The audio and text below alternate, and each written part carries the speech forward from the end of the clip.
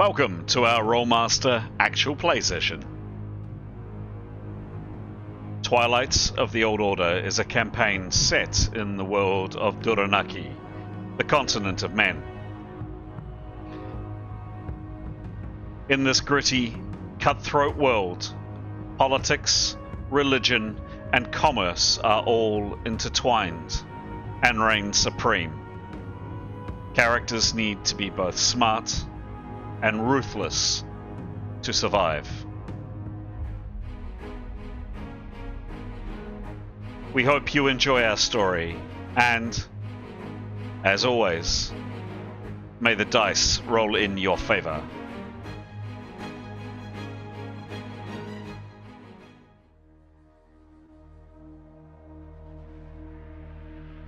This is episode 173 of Twilight of the Old Order. The Twilight Party, after recouping and recovering, have decided to seek out their foe, the leadership of the Committee for the New Age. We rejoin our heroes, still fighting for their lives against several massive, bear-like things.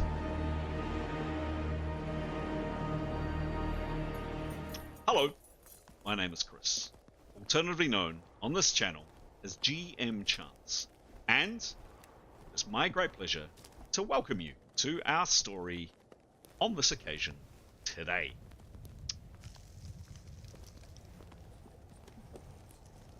What is our story? What are we playing? Well, what we're playing is a tabletop role-playing game. The system dates all the way back to the 1980s, the early 1980s, and that system is called Rolemaster.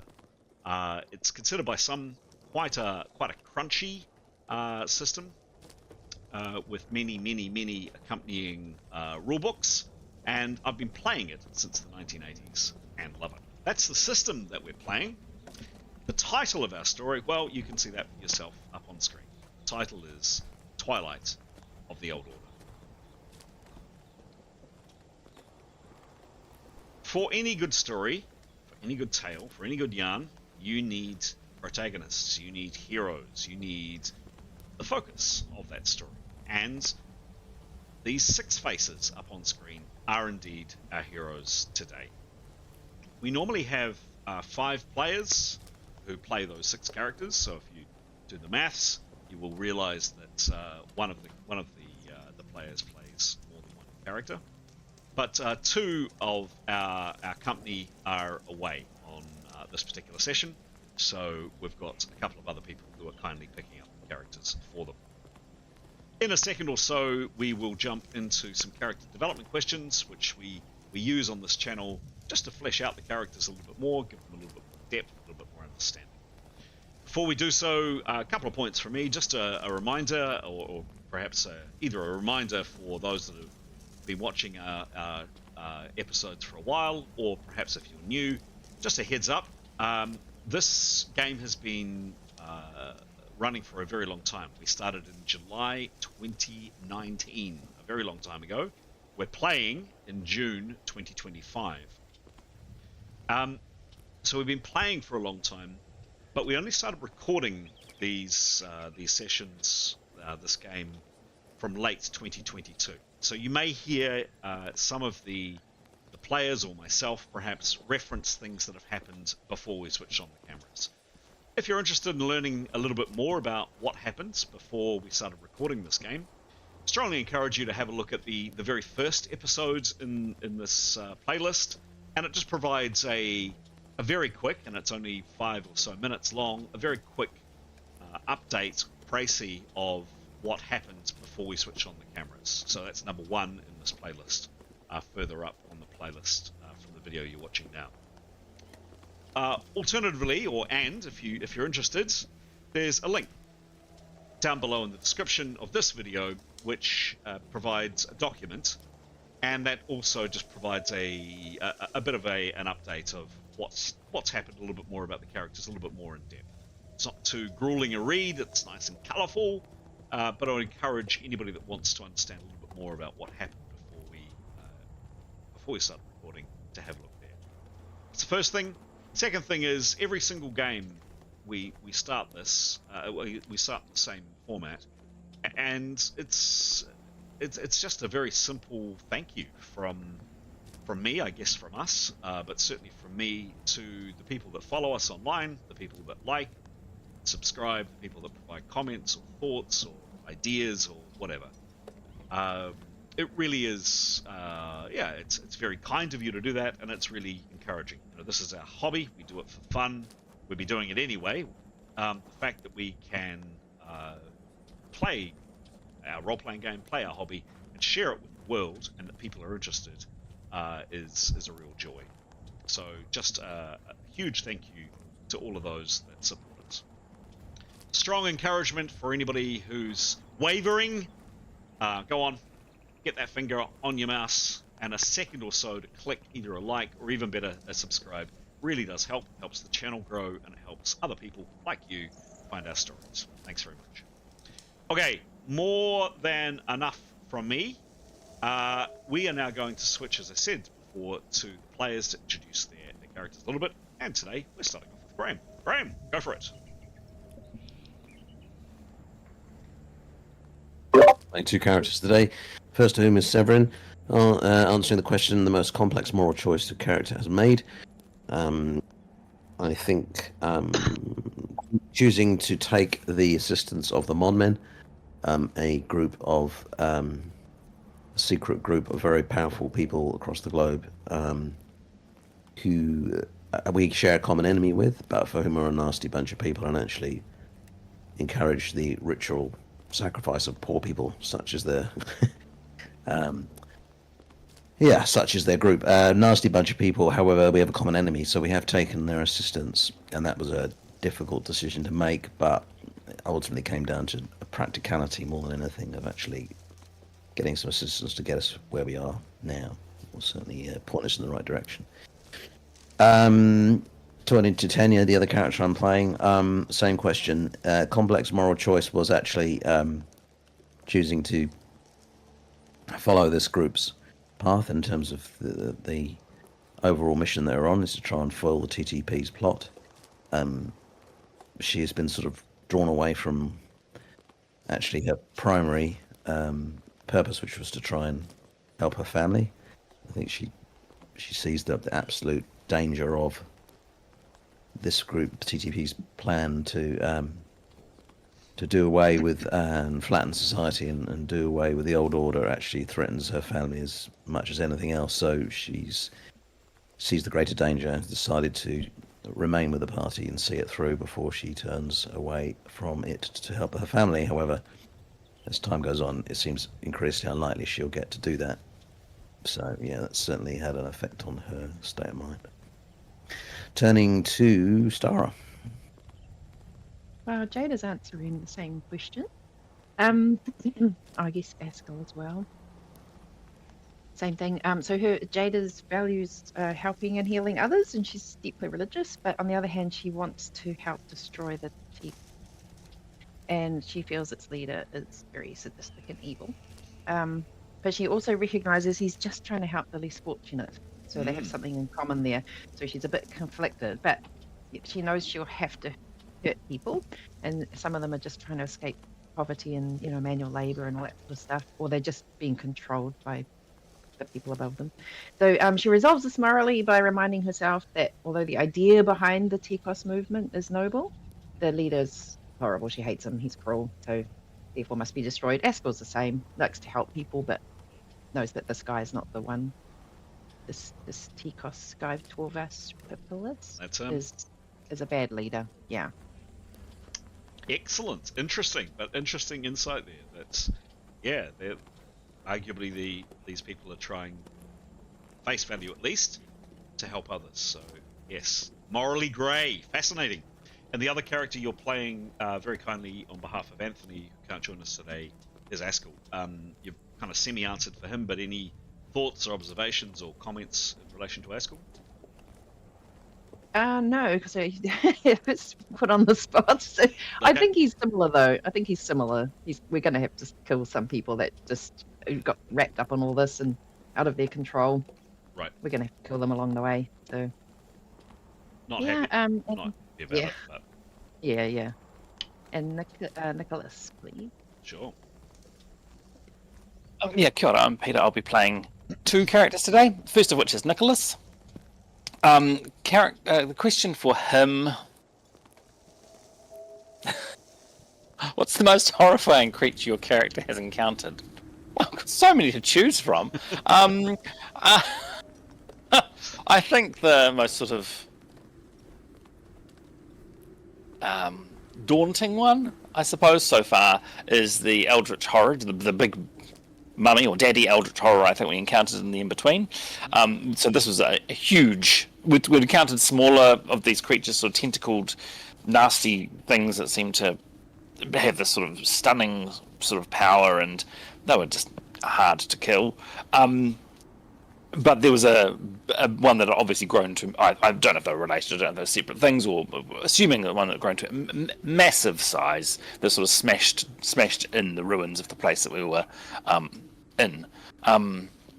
No chance. We did not kill it. We simply sort of went quiet and hoped it went away, I believe. Yeah, that, I suppose... but there are many horrifying creatures that we've encountered. I mean, case in point, at the moment, we've found some wonderful bears that are fairly horrifying, and that they can climb walls. Not comforting.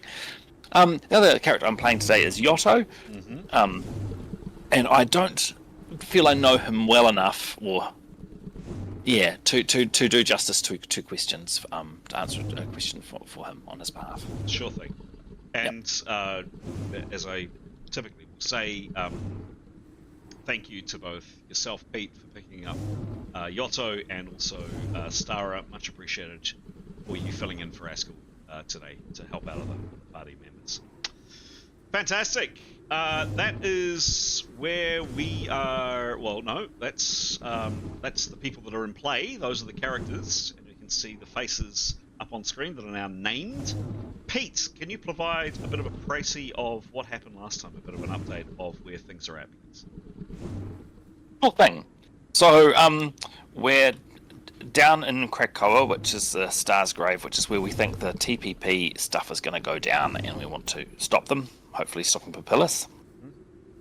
We were making our way to, undercover, trying to be quiet, because there were large groups of TP people around we could see from the place where we arrived, quietly making our way towards their location. When we heard the sound of horses being panicked, and this is the previous episode, and chased by these really odd bears, sort of matted fur and large and very, very nasty, very fast. We'd ended up hidden behind an illusion of a rock wall in a very narrow crevice at the end of the session, previous session, and hoping that this bear that was sort of approaching doesn't sort of smell us out. We were making a self-discipline rolls to see if we could keep silent or whatever, and unfortunately Askell, first in line, didn't make his self-discipline roll. His breathing was too heavy or whatever. The bear approaching us heard him, sort of stuck its head through this illusion, and took a swipe at him. So poor Askell's not in good shape with a torn nose. There's the bears. Yeah, pretty odd. And scary. The rest of the party we all tried to sort of retreat up this narrow gap. Oh yes, there's some of the horsemen who were being pursued by bears. A couple of them had been taken down, like the horses had been attacked.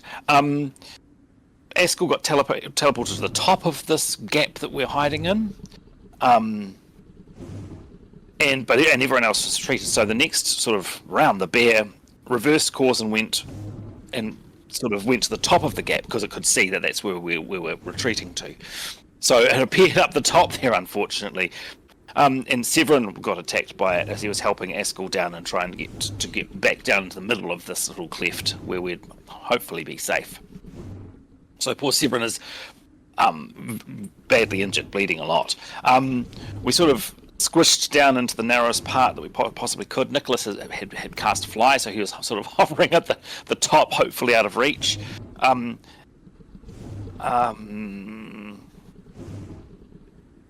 Jada was flying, and she sort of went and did some flying above the bear and distracted it for one precious round. Because that enabled sort of, I think, Severin to fly out of there, and I think Tanya to sort of, well, and for Tanya and Askell to sort of move further down into this cleft, because it couldn't reach us, but it then extended its claws and walked along the, by sinking its claws into the rock, it was able to sort of progress down this cleft by walking on the side of the wall. Luckily, its swipes couldn't reach down quite far enough. We were lying on the bottom of this very narrow place, so extremely lucky there. Yes, Tanya had fly cast on her, and she was able to fly out.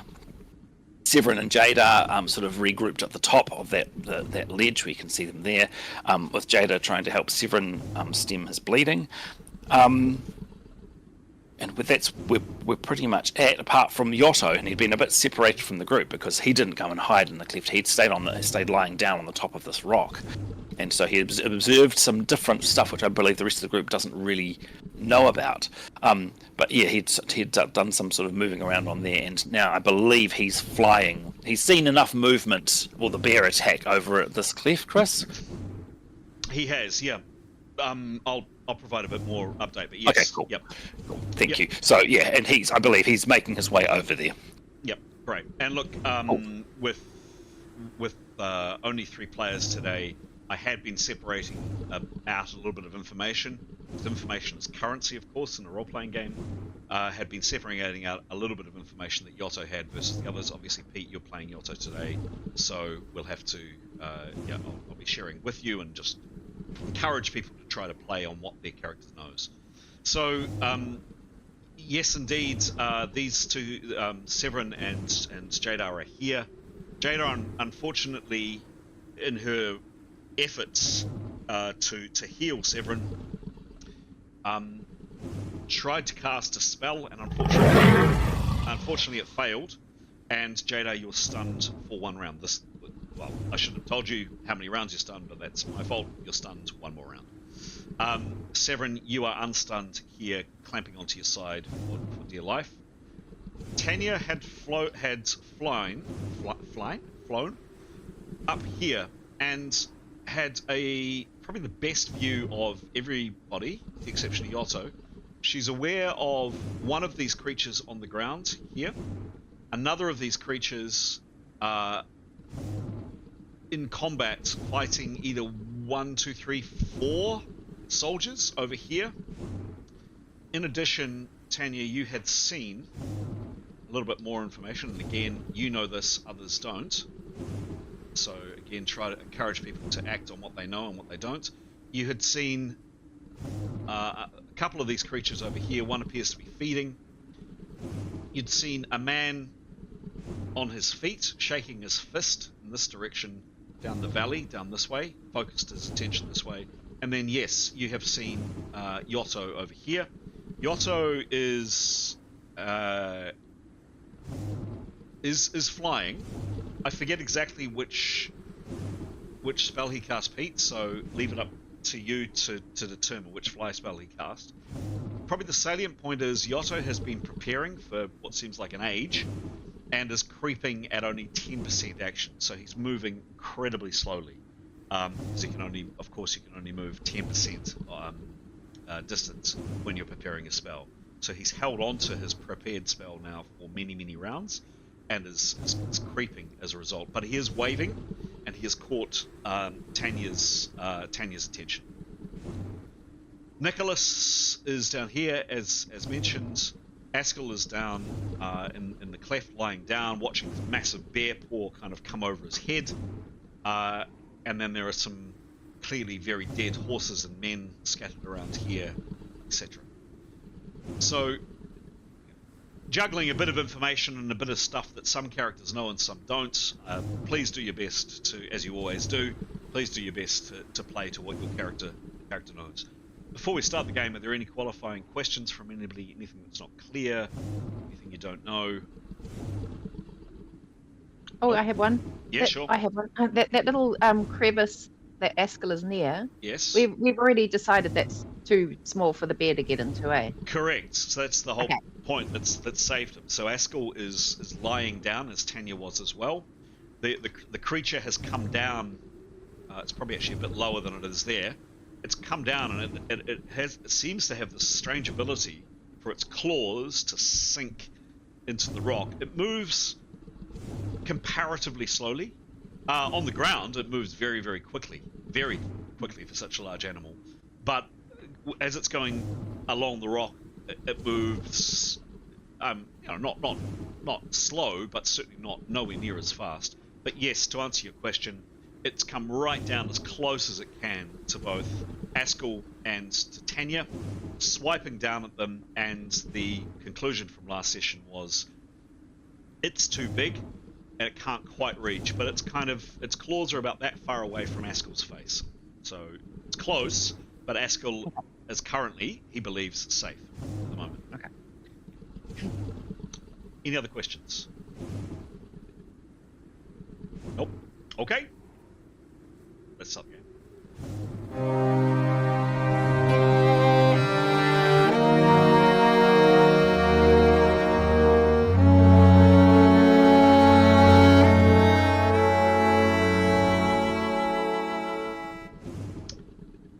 Combat music on.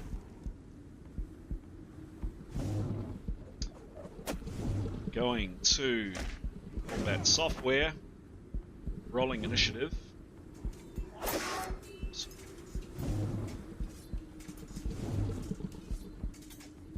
Rolling initiative. I don't believe anybody has an arrow on the string or has a spell ready, but tell me if otherwise. Going once, going twice. We are off. Okay.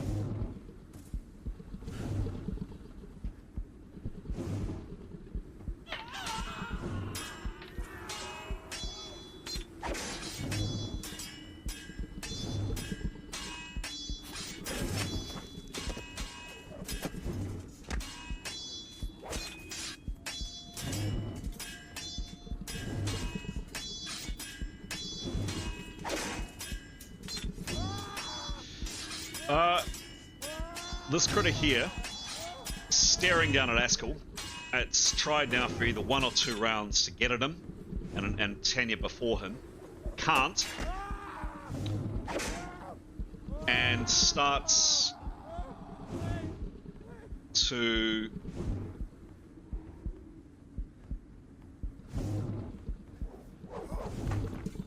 come down the rock face and out, and what relatively slowly, relatively laboriously, and is turning and is now looking up at Nicholas.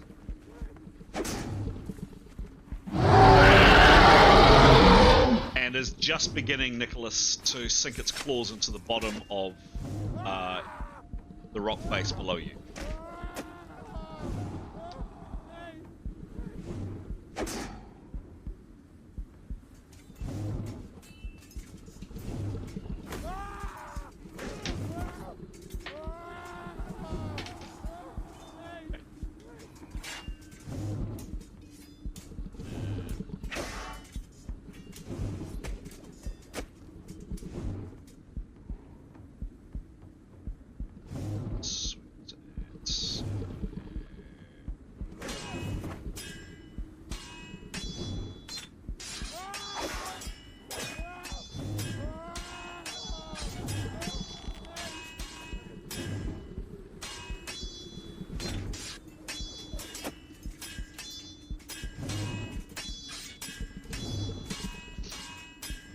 It's going.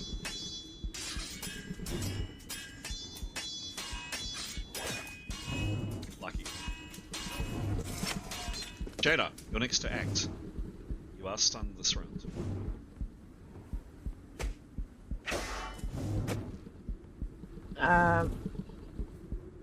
Because I was about to heal Severin and then became stunned, I want the others to know, so I'll just shout out that I'm help, I'm stunned. and reach into my pocket Mm-hmm. and get my stun berries out. We just eat those, eh? Yes. There's no preparing or rolling or No, anything. you just chow them on down. and then I'm not stunned. So you've got a 50% of your activity now. You can reach into your pocket and grab something out for 20 and munch that, which means you would have 50%, no, 20, you'd have 80% left to act. So yes, you get it out, you put it in your mouth, and you've used up 20 to consume the stunberry. You can act with the remainder of this round for 80%. Then I will. I'm still holding on to his wound. Where's his wound again? On his side. On his side. Like a scratch on his side. So I'm still holding that. Oh, do I just go for it? I might just try this cut. Spell. Where is it? Cut right here. I'll go for a level 6 spell. Where are we? 7. He said 8 hits per round. So cut repair 3 says heal wounds that bleed up to 3 hits a round. Does that mean I can't do it if it's 8, or I just heal 3 at work? It would only heal 3. Okay, that's still good though, right? Yep. Okay, we'll try that one. So you got 80%. So 20% action to have consumed the stunberry with one hand. You're going to cast with 75%. You've got 80% left. I would say you can do that. I don't see any reason why not. Yep, go for it. Go. On the right channel. 98, yes! 98. The spell goes off. What is the Right effect? when I needed it. What's the Good effect? work. What's the effect of the spell, please? Repair. Oh, so as per cut repair 1. So what does cut repair 1 say? Stops bleeding from 1 wound. Yep. But it does. Oh, it's a bit confusing. It does 3 hits around total, which is either 3 1-hit round wounds or 1 3-hit round wounds. Right. So he's got one wound. So you can reduce that wound that you're that he's on by 3. So he was bleeding 10. He's now bleeding a total of. Wasn't he 8? No, it was 10. You've now reduced that courtesy of the spell by 3, so that's 7. But both you and Severin have your hands firmly clamped on his side, and that reduces it by another 2, which means that by the end of this round, Severin is only bleeding at 5 hits a round. Okay, that's a bit better. It is a lot better. Severin, the blood flow is still pretty horrific, but it does begin to cease. Next, Askell is next. Askell's he's already prepared 2 rounds. He's gonna prepare 1 more. Yep. Because he's kind of safe where he is, but he wants to get out of there. Sure. Okay. Yotto is next. So,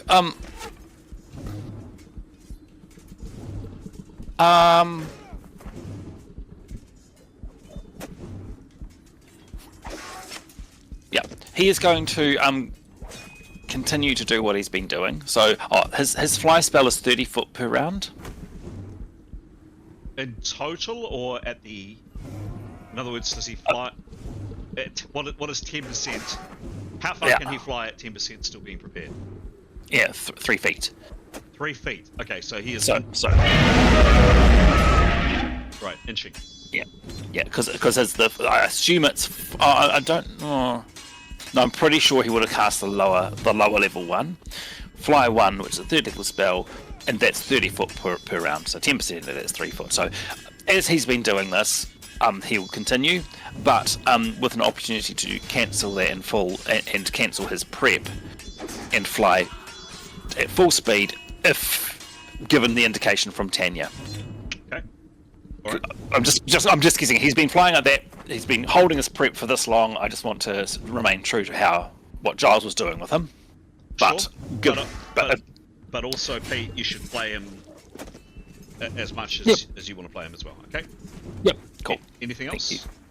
Yeah. So he's locked eyes with Tanya. He's wanting, and he's been wanting to check in with her basically, and so he will react to whatever she, if she says hurry up, he'll react to what she indicates. Got it. So yes, they've both definitely seen each other. They've plotted each other. Done. Okay, great. Nicholas, you guys rolled well for initiative. Nicholas, you're next. Can I just check his position, because he was hopefully positioned out from the rock wall. So if the bear climbs the wall below him, he figured he was a bit safer, but what's the distance between him and the wall that the bear might climb up, please? Not much. I mean, there just isn't much of a distance there. No, true. I know you tried to say that, but yep. You'd said you wanted to remain in the confines of the spell. Yep. And there just isn't much of a gap. Yep. No. Got it. Yeah, no, it's an odd angle to try and look at. Yeah, cool. He's 1 round prepped. Mm-hmm. He is going to relocate, try and cast fly on Askell, and then he'll use his 25% to move further to move out of reach. Okay. Basically. Roll your. Now you've 1 round prep, so this is at negative 15. Yep. Yeah. Yeah. Not great, but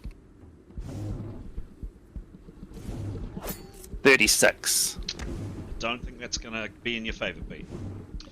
36. It's got plus 18, 16 for base spells. Yes, so 36 minus 15 plus 18. So just give me a second. 16. 16.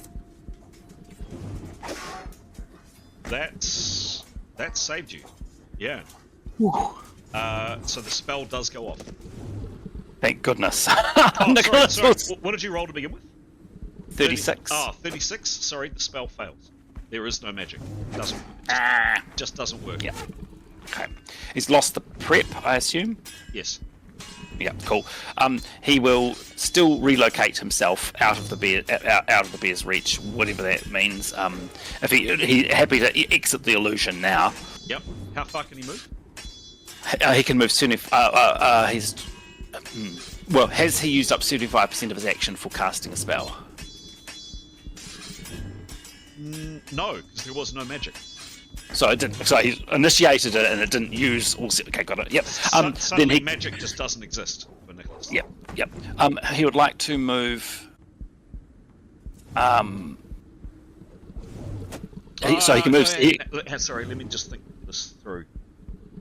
Let me just think this through, because this could have implications. No, I am going to say, he has used the 75%. He's done his best to summon the spell, cast the essence, get it all going, and fizz, nothing. So yes, he has used 75. Sorry, cool. I just needed a second to compute that. Yep, he can move 19 foot. So Okay. he'd like to move 19 foot straight up. Straight up. Okay. Well, up and out. I mean, so that he not out. too far. Well, yeah, yep. Where he feels he's going to be safe from the bear, away from rock walls. Yes, this creature won't be able to get at him where he is now. Thank you. Those are the words I wanted to hear. Thank you. Cool. Next is Severin. You guys did roll well this round. Severin. Yeah. So he's bleeding at 5 hits around. There's not much you can do about that. He'll just. I think what he'll do is he will call for Nicholas. Okay. Nicholas help. Nicholas help. Done. Great. Next.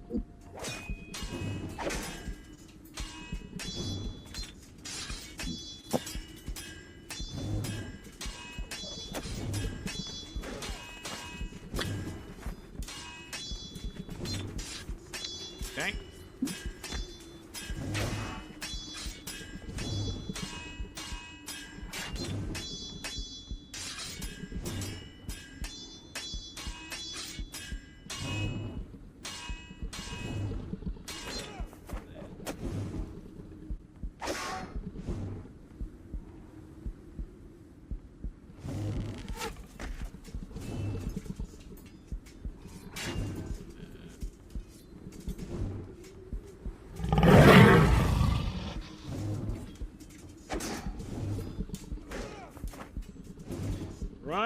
Interesting.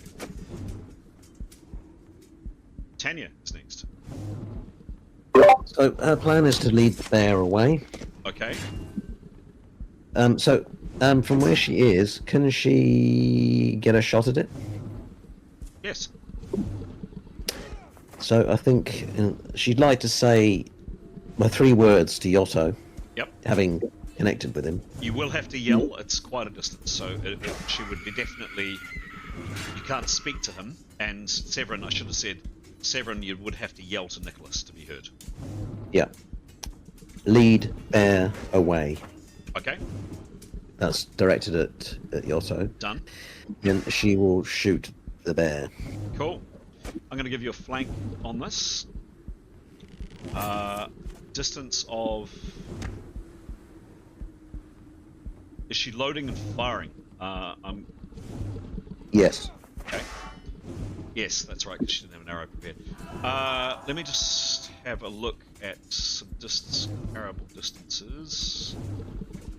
What's that? Maybe... Oh, it's less than 100 foot, so that's fine. So you don't get a penalty on that. Tanya on this critter. Flank attack. Flank attack, she does have a -10 because of just feeling unwell. I've got her longbow as 121, is that right? Yeah. Cool. Give me a roll, make it a good one. Alright, come on, Tanya. Oh, for fuck's sake. 7. 7. 7, thank you. Donk. It clips it for 3 hits around. Does it get its attention? What was that, sorry? Does it get its any attention? It certainly hits it. So rapid load and fire. Oh, hang on. You were lucky. I've already done the calculation. I forgot to find minus the -25 to your attack because you were loading and firing. You're lucky. It certainly notices that it's been hit. Yes. Sorry, I'm just searching now for the activity. That's my entire round? 90% load and fire with the longbow. So Can she's she got therefore, 10% left. in which case, I think she would, she doesn't, if she's got its attention, I think she wants to try and move outwards, so she's further away from Nicholas, if that makes sense. So she wants the bear to kind of keep its eye on her if possible, and notice now she's fired it. So, to encourage it to come up, to veer to the left if possible, so she wants to move enough. She's seen it move up rock faces, right? Yes, she has. And you mentioned it wasn't that fast on rock. It's moving something like 40 or 50 foot around. In her estimation, could that bear, having what she's seen, in the next round, run up that rock face and leap up in the air and get her? Could possibly... could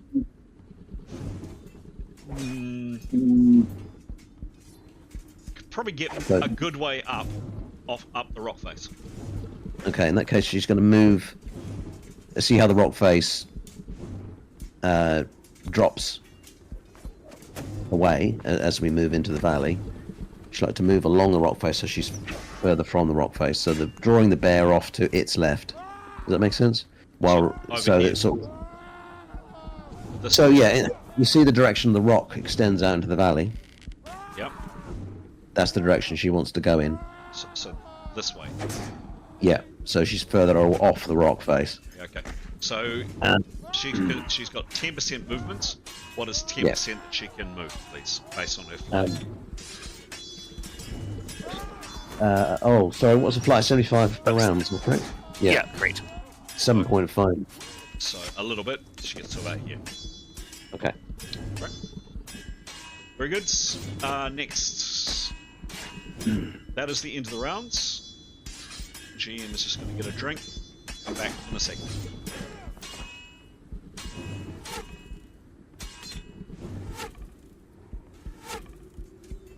What shall Askell do next? I think if he slides out the bottom, he's going to run into the bear. What if he just stays put?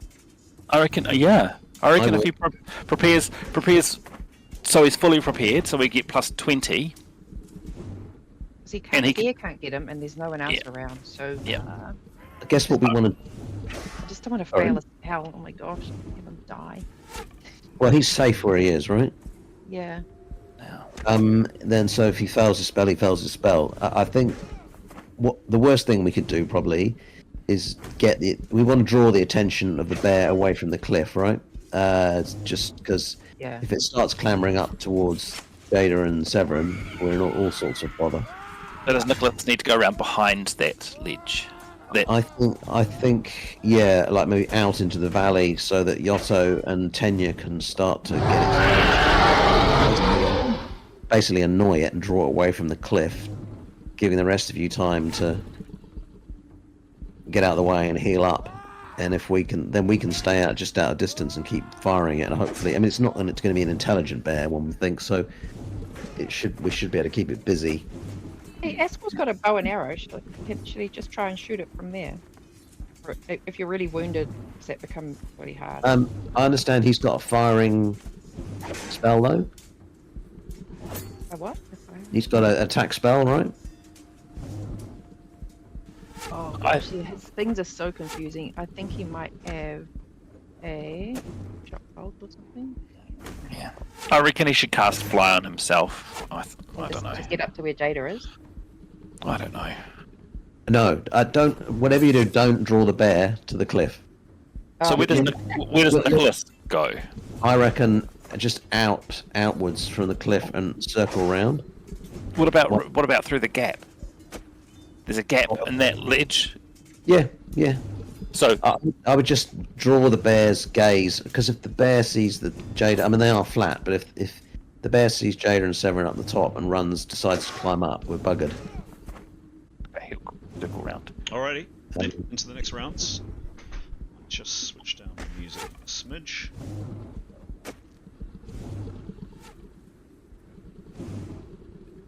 To your point though, Sarah, I don't think there's much point Yotto being up on the ledge at all. He can deal with the bear from above, right? Hopefully. We don't know that though, but yes, hopefully. So. Well, he can. I mean, he can even sit back on the rock and fire at it, right? Whether that's bow or spell, whatever he needs to do. Mm-hmm.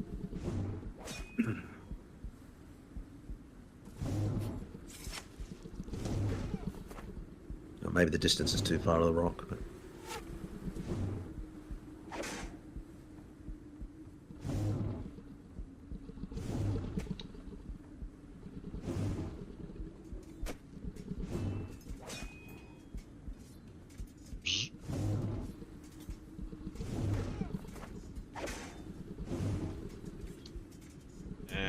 Next.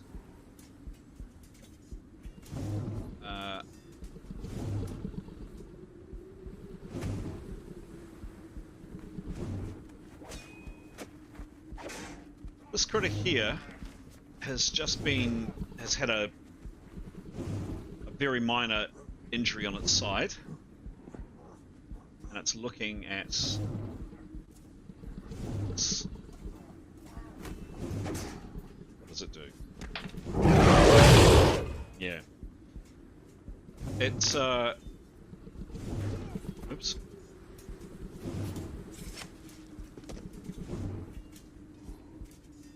It pauses, so it uses some of its activity to sniff and kind of is surveying the scene, and it's looking at Nicholas and Tanya. It's definitely clocked Tanya, and it's clocked Nicholas, so it does spend some of its rounds, you think, analyzing. And it comes up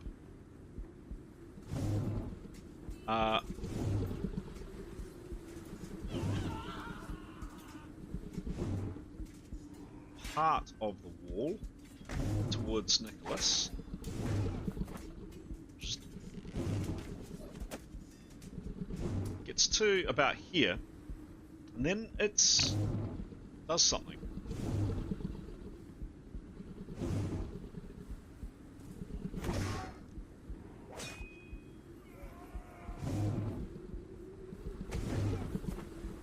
it's... Firstly, it's... bellows. And while as it's bellowing,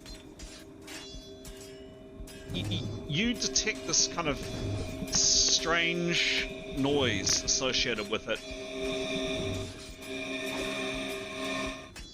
With its bellow, just for a second. Doesn't sounds odd, Nicholas. There's kind of a ringing to it. Askell, you hear it too. Tanya, you'd hear it as well. Gets up to... Yeah, gets up to there. So it's... First what it did was it surveyed two targets, Nicholas and Tanya, and you saw its big, hideous, shaggy head turning from side to side, looking at you both. Definitely used up some of its rounds, contemplating. It then moves over, sinks its claws into the rock, and starts moving only a little way up to here, and then it bellows, as described. But yeah, there's just this strange kind of ringing sounds to the bellow. Quite odd, quite unusual. That's its action.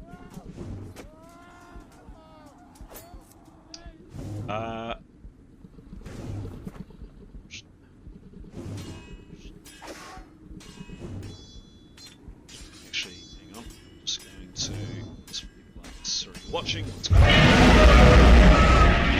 here?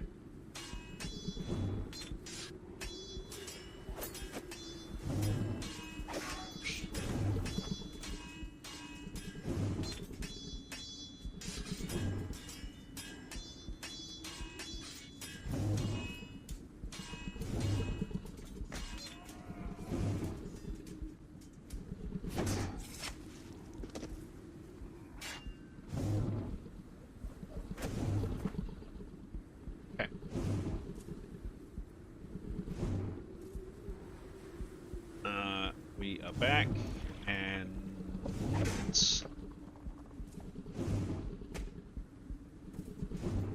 who is next to act? Jada is next to act. What do you do?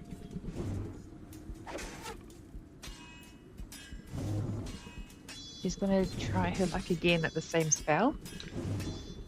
So, yeah. So, just want to read up on this. Have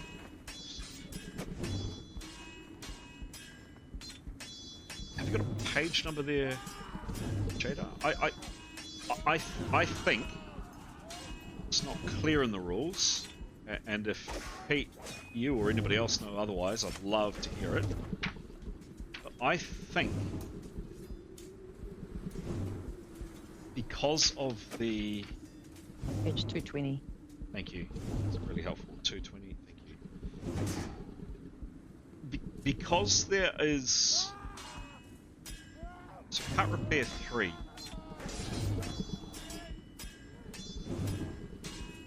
Repair wounds that bleed up to 3 hits per round.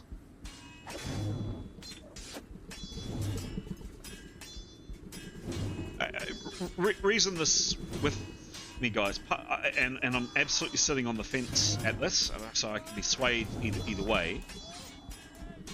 There is a higher level spell called Flow Stopping True, and that can stop from one injury.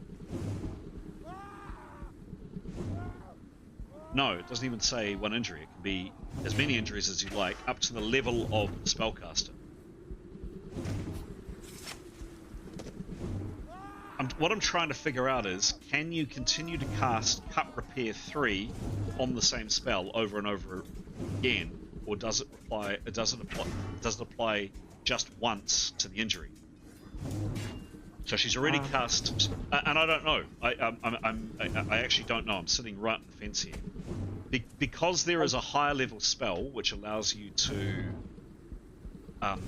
decrease the amount of blood flow. Generally, Rolemaster has more potent spells further up. I actually don't know whether you can continue to cast Cut Repair 3 over and over and over again until an injury just stops bleeding. Maybe you can. Maybe you can. I don't know. What do people think? I saw that Seems- flow stoppage one, but it's an overcast, so I was a bit Seems logical. I mean, if you cast Fly 1 and you're flying at 15 feet around, and you do that twice, then you'll travel about twice the distance than you would. There's a higher spell that means you fly faster. Same principle, isn't it? You're basically repairing a cut, right? It's going to take you longer to do it. So that's not right with the fly spell. You would only ever travel the distance that you could fly. So if you're traveling at 30 foot around, you might cast the spell twice, but you will only ever travel at 30 foot around. So they don't. I mean, it'll take you longer to travel the same distance, but you'll get there, right? There's still a higher spell that gets you there faster. Yes. And one invisibility spell's better than another invisibility spell, but it's I don't know. It just seems. I think cut repair is just as it says. The reduction in the bleeding is because you're repairing the blood vessels that are causing the bleeding. So if Jada, if it's from one blood vessel, then it's got a tear in it that's allowing 10 hits out per round. Well, she's reduced it to 7 hits out per round because it's been repaired. So it's closing the gap. I don't see why she couldn't cast it again to close it, to heal that wound, that blood vessel even more, personally. And I think the point of the more powerful spell is you get to cast one spell for 10 power points to heal, to stop at least 10 hits per round, whereas Cut Repair is only 3 hits, and you'd have to, and for 6 power points, you have to cast it, spend 18 power points at least. Yes. To stop 9 hits per round. Yes. Yep. Good point. So I think that's why there's the scalability. I mean, to be fair, Cut Repair doesn't say it's going to stop bleeding, whereas Flow Stoppage does. So that's the level 10 spell is less powerful because if bleeding will resume if they move, whereas Cut Repair, no mention of that. So there's the balance. But personally, I think Jada's healing the actual wound using that spell, and so that's why the bleeding is reducing. I don't see why she can't continue to heal the blood vessels. That's the... Yeah, well, that's what I'm kind of vacillating either way. It is interesting that the more powerful level spell, Flow Stoppage, true, has a penalty of how long you can move, but the lower level spell that Jada's cast doesn't, in terms of once... So Cut Repair allows the caster to stop bleeding and doesn't say anything about having to wait or anything like that. So it is interesting that the lower level spell is arguably more powerful. But I take your point, Pete, that the number of power points that you'd have to do it does mean that it's a relatively modest spell. So let's put it down as an asterisk, but this is a rule to check, and actually I'd like to find out this one, so normally I ask the player to find this out, Stara, but I'll do some investigation on this case. Let's say we can play that this round, so you can cast an additional, Cut Repair 3, and amazingly there is no downtime, which does seem quite generous for such a horrific injury. But so long story short, after all that debate, yep, absolutely. Ruling is at least a temporary ruling that yes, you can cast that same spell again should you wish, Jada, or do something else. I'll give it a go. Here we go. She's trying her luck. Sure thing. Now let's just have a quick look at this. Yeah. No. Okay. Cool. 88 feet. Give me a roll, please. They are lying prone, of course. I don't know if you remember that from last time. Yep. Sure thing. Lying down. I've got my hands on the wound anyway. Sure thing. 54. 54. This is interesting. Why is it interesting? It is interesting. It's very It's interesting. never good. 54. And do you have base spells, Jada? Let me have a look.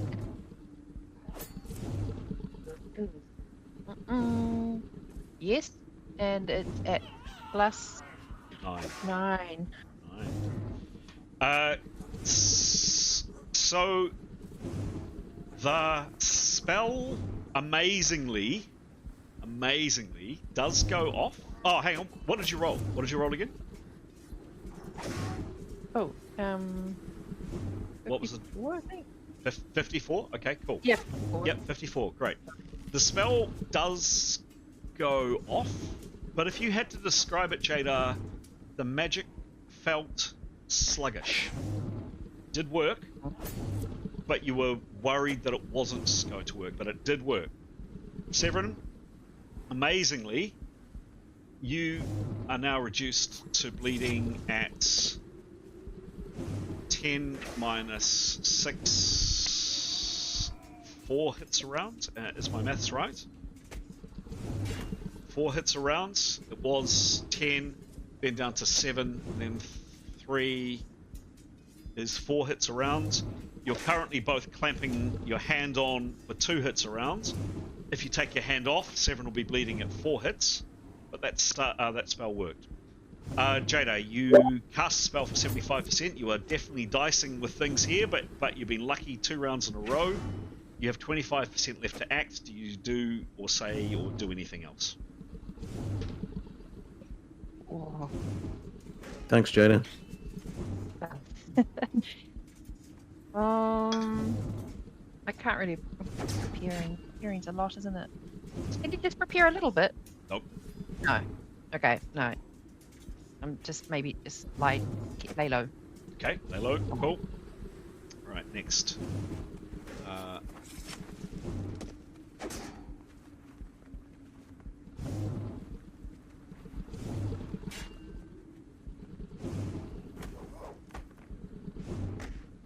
Okay.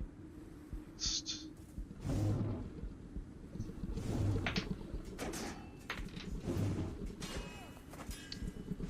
Yotto is next. What's the range between him and so he can see the bear climbing the cliff? What's the range, please? Range between you and the critter is exactly 100 foot. I reckon that's the. Oh, let me have a look. Oh. Fire bolt range modification is -25 at 100 foot.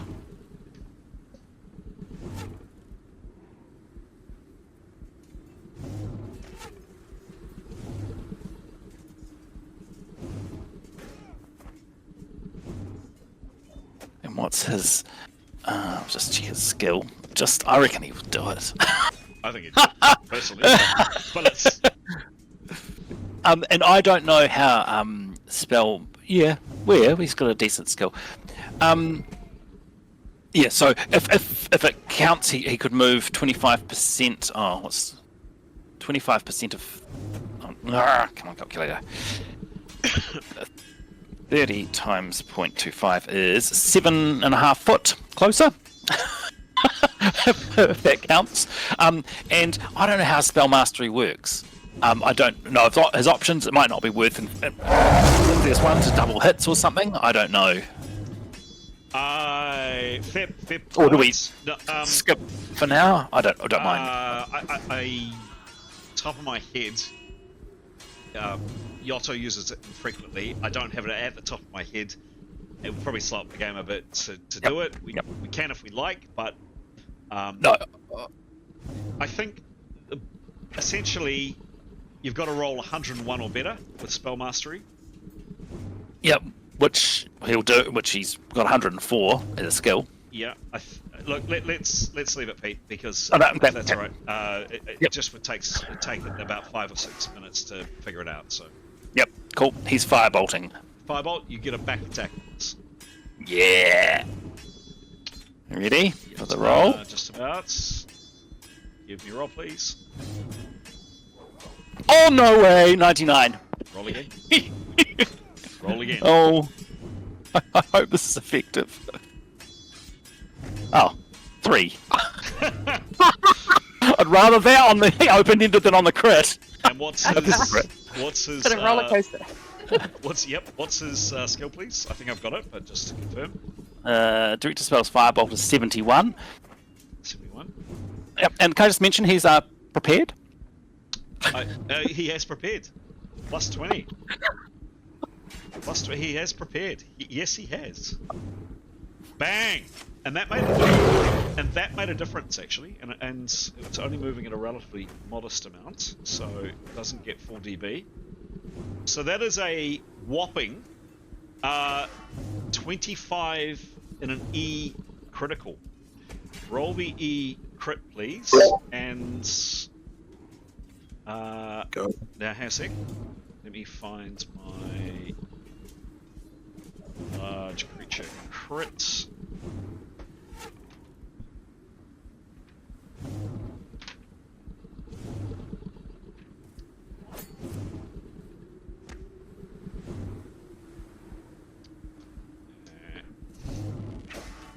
Just a second, just take a second for me to set up.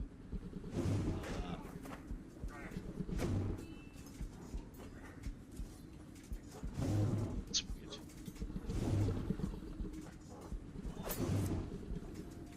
Alright, here we go.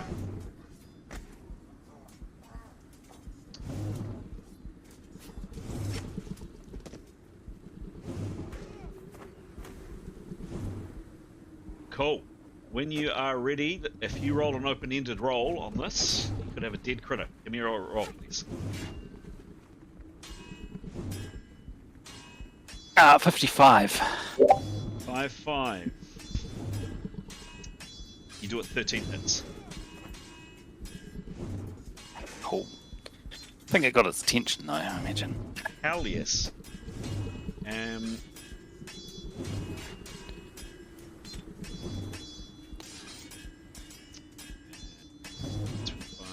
3.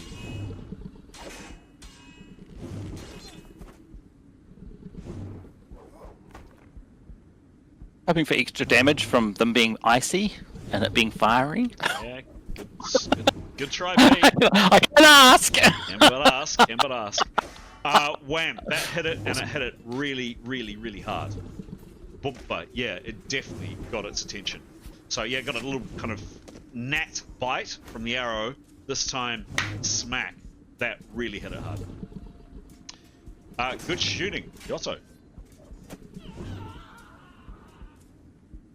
Haskell.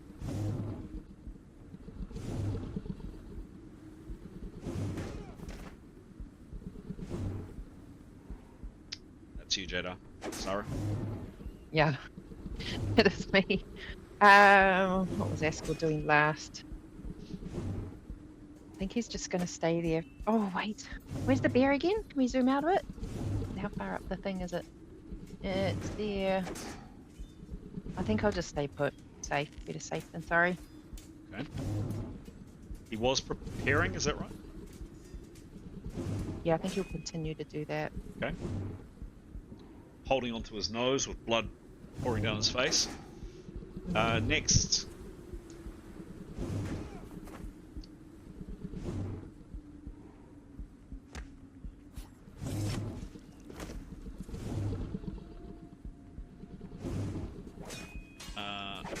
Nicholas is next.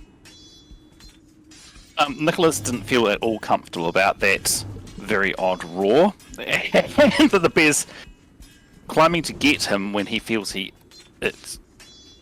Yeah, anyway. He's going to fly out of there. Okay. So he would like to fly away from the rock wall, to sort of essentially towards Yotto-ish. How far can he fly, and where's he flying? Yeah, 75 foot. Okay. And is he going up towards Yotto? Is he going just simply across? Hang on, let me have a think. Actually, he's heard Severin yell for him. Yep, he has. Yep. Actually, Nicholas would like to go. Can I just switch that view to see what Nicholas can see sort of to his... Yeah, he's in the gap. He'd like to fly around the gap. Yeah, through the gap. So this is out. He wants to be out of the bear's sight, basically.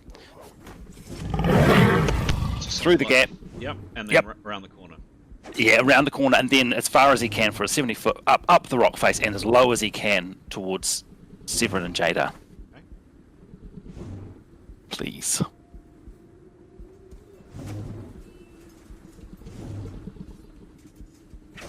So he is definitely out of sight of the creature. Yep. Oops. Oh no. Here we go. He's definitely out of sight of the creature. He's gone up, and I think maybe a little bit more. This is just pure guesswork. Something like that. Cute. There, is he writing himself, or is he still? Just whatever makes sense. Yes. Yeah. Sure. Yep. Thank you. Hang on. To be out of sight of the creature, he'd need to be closer to the rock. Down a smidge, maybe a Yep. bit, and he would be a little bit. Yep. Awesome. Yep. Cool. Cool. Thank you. All right. Next.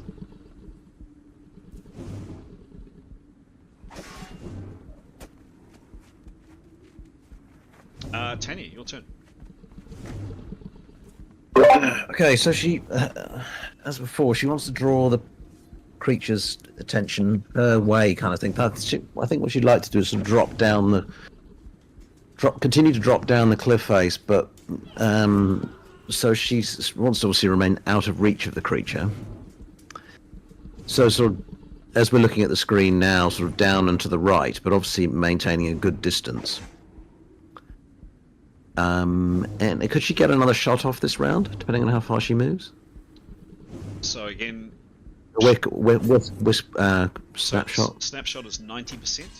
So she would effectively not be able to move anything with movement with 10%, which is 7 foot, which is nothing. No. So, all right. So basically, her choice is either move or shoot. I think she'll move and then she'll shoot next time. So she's going to move, attract the thing's attention. So she wants to down into the, as we look at the screen, her left, our right, and towards the camera. Yeah, just give me a second. Yeah, got it. Just hold yours. I don't know what you got. So. Yeah. Okay, so down, and then along this way. Is that right? Yep. Okay, and out from the wall. Yeah, so she doesn't want the bear to be able to attack her from the wall, obviously. But she wants to, so she will talk to the bear. Yeah, talk to the bear as it goes. Okay. So having watched the bear do its thing, she's sort of fairly confident it won't be able to get to her this round. Next round. She should probably come out from the wall a bit further. Yeah. Okay. She would say that would be safe. Okay. Yeah, so then she'd sort of be going, she'd be talking to the bear, something, come and get it then, you, and generally. Excellent. I'm over here. Okay, great. Very good. 7. There's not a great deal he can really do, I don't think, other than keep his hand clamped on his wound. He'll certainly thank Jada for what she's doing. Again, countless times. Well, it's, wants to know it's appreciated. Jeez. I guess.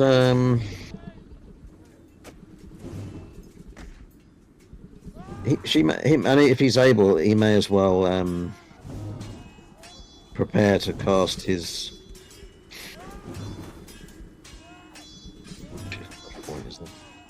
No.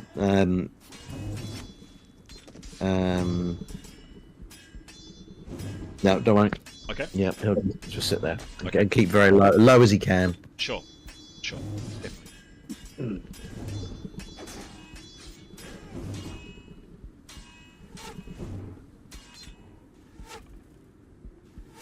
Okay. And that is the end of the round.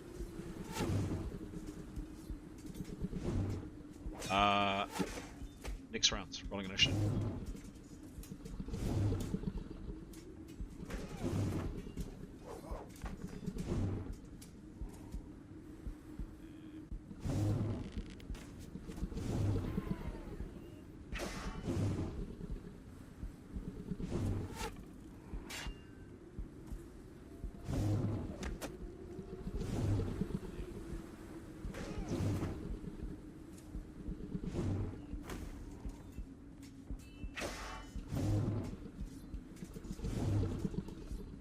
Ooh, lucky.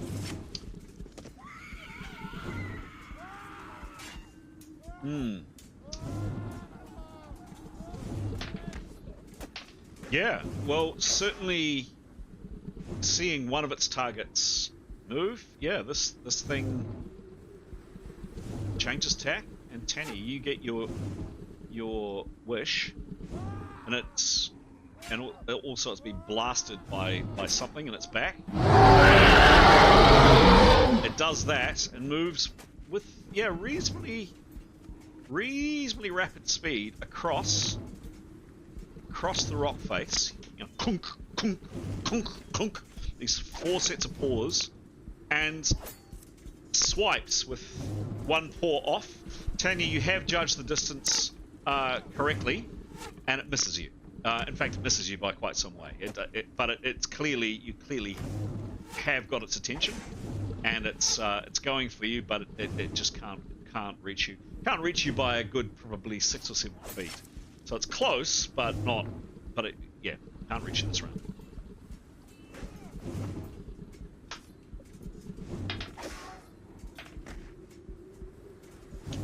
Alright.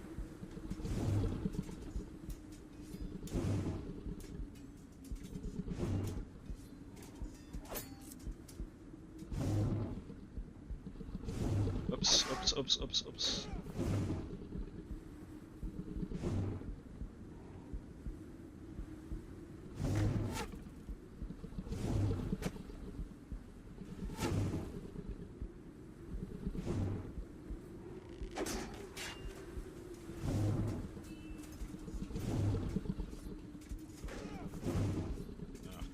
Hey, I'm just coming, guys.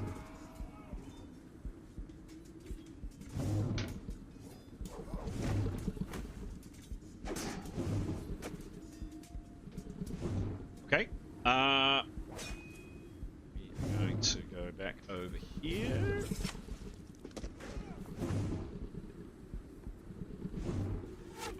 And Yotto, can I get a perception roll from you, please? Passive perception.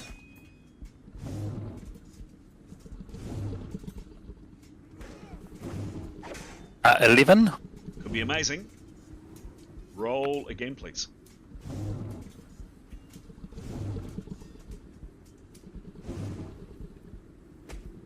$72.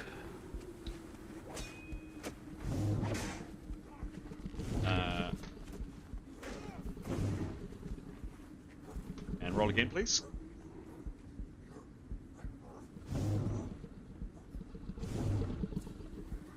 $78.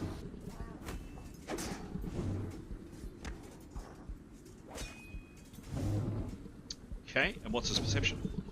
49. Super. Thank you. Some information coming into your chat, please. Love that. Now go away. I shall taunt you a second time. Lovely. Lovely. Can't be a role-playing game without a Monty Python reference. Let me just see what the screen can see. The screen can see that. So let's go to that. Into... This is Yotto hearing this, but going into Nicholas's channel.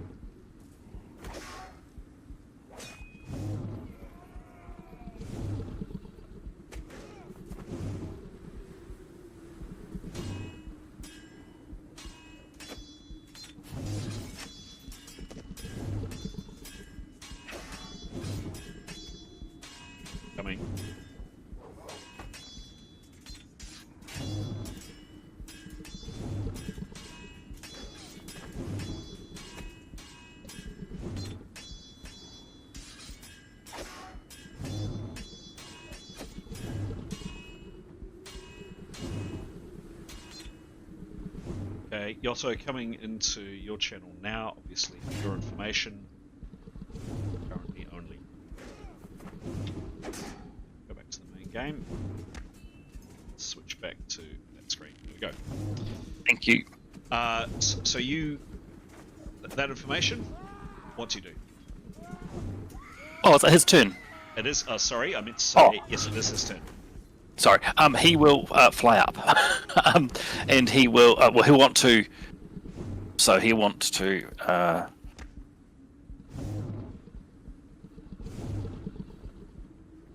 Yeah, fly up 30 foot, basically. And can he look down? I mean, he's using all his action to fly up. Yep. He goes up. Is that 30? It's probably a bit more than 30 foot. You will need to go out a little bit. See, that, when I said down, I meant there. Yeah, okay. Oh, yes, then, yeah, can he fly diagonally out then? 30 foot, yeah. Yep. Down a smidge. Okay, he glances down and he sees below him a dead, very dead, by the looks of it, horse and a horse and rider below. Hey. Okay, so no sign of what he thinks he heard. Cool. And he will,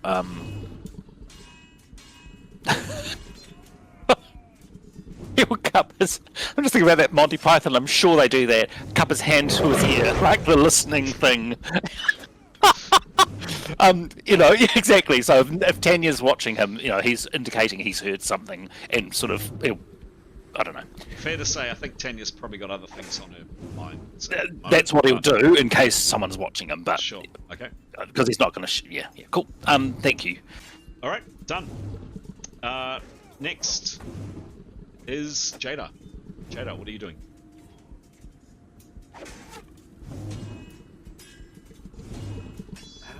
Very good question. I'm going to prepare to fly because I assume I'm not flying anymore from my last spell. It's How 9 long's- minutes. 9 minutes? 9 round. No, a minute around. Yeah, so 9 minutes Oh no, from this the is, last day. no, this has been... Longer. This is... So we've played 30 seconds today. I think last time we might have played 40 seconds. So you're not even close to using up half your 9 minutes. But thank you for your honesty. Okay. Yep. So remember, a round is 10 seconds. So we are 30 seconds into this fight today. Okay, and Severin's completely healed now. No. Oh, I thought he was. Okay. So he needs that regeneration spell. Still losing hits, I think. I think Regeneration. we established last time. Regeneration. Which is... So he's still bleeding at 4 hits a round. Oh, he's still bleeding. Oh, I thought we were done. No. Okay, I'll try the blood thing, whatever it was called. Can't remember here. Okay. Where is it? Bleeding at 3 hits a round. 3 hits a round, so I can... 1 hit per round. 3 hits per round total. Okay. Oh.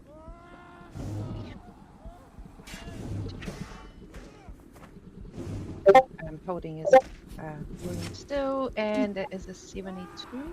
72. Again, chancing it. No preparation. 72. No time.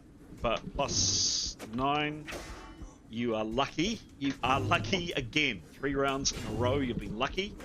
And Severin, your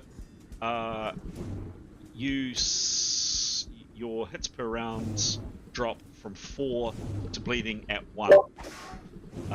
So you are still bleeding at 1 hit per round. With one of you, with either Severin or Jada holding your hand over the injury, you are now no longer bleeding. So I'm assuming that Severin keeps his hand on his injury. One of you does. But you're currently now bleeding at no hits per round. If that hand, whoever's it is, I'm assuming it's Severin's, leaves, you'll start bleeding at 1. And what? How many hits is Severin on? He's on 17. Bloody hell. Wow. He was at full hits at the beginning of this fight. Jesus. Yep. Yeah, if I could have a bit of healing regeneration, Jade, if you're still up for it, that'd be great. Thank you. Okay. Jada, you have 25% action left. What do you do? Oh, If gosh. anything. Mainly. Yeah, what would I do? What would I do?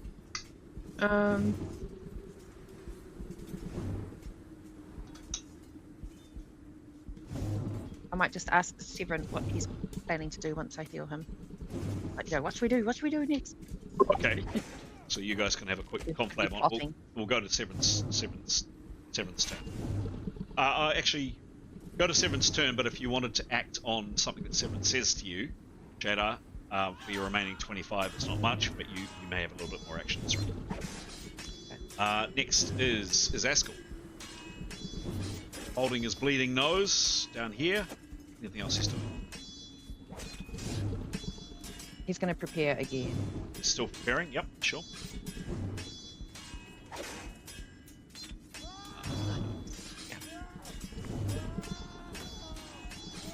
Okay, I'm going to do Oh no. this. Do this.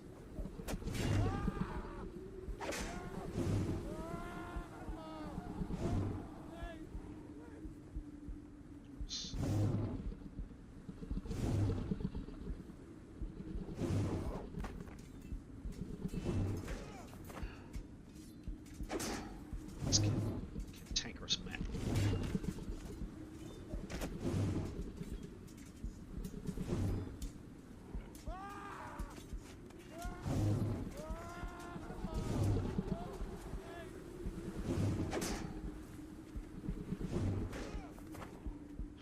Damn it.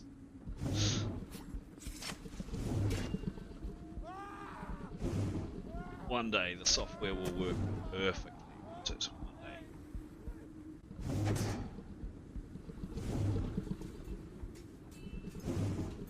Okay, go from there.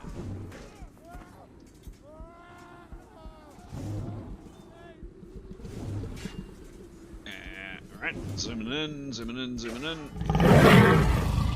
Let's go for that. Cool. Next actor is Severin. Well, Severin's obviously still effusive with his thanks. I guess he said I'm on very low hits, Jada. It'd be great if you could heal me next time so I'm back up on my feet and ready to fight, if possible. However, if you've got a little bit of time, you could just have a little peek out without making yourself too high and have a see what's going on. Assuming he can't. If he can, great. If he's able to perceive from his prone position and see something, he doesn't want to stick his head up. Yep. But I guess he'll have a look around, and maybe Jada can have a look around without making themselves seen, just so they can see what they can. Yep, sure. Let's have a look. I mean, you guys were here, you were lying down. What would you see from here? Not a lot. Not a lot. No, not a lot. Okay. I mean, we can't be seen now, so that's good. Yes. Not a lot. So, yeah, you're definitely keeping back from the edge. So, you could crawl, if you wanted to crawl up this round, and I'd still say you can keep your hand on your injury and kind of crawl forward a little bit. Next round, you'll be able to see over the edge if you wanted to, Severin, or no, Jada's already acted this round. Severin, if you wanted to do that, you'd be able to get up to the edge. Yeah, I guess I think he's looking to be healed and hopefully get back in the game, but no. Okay. So does he move or stay where he is? I think he stays out of sight. Cool, done. Okay. Next is this guy here.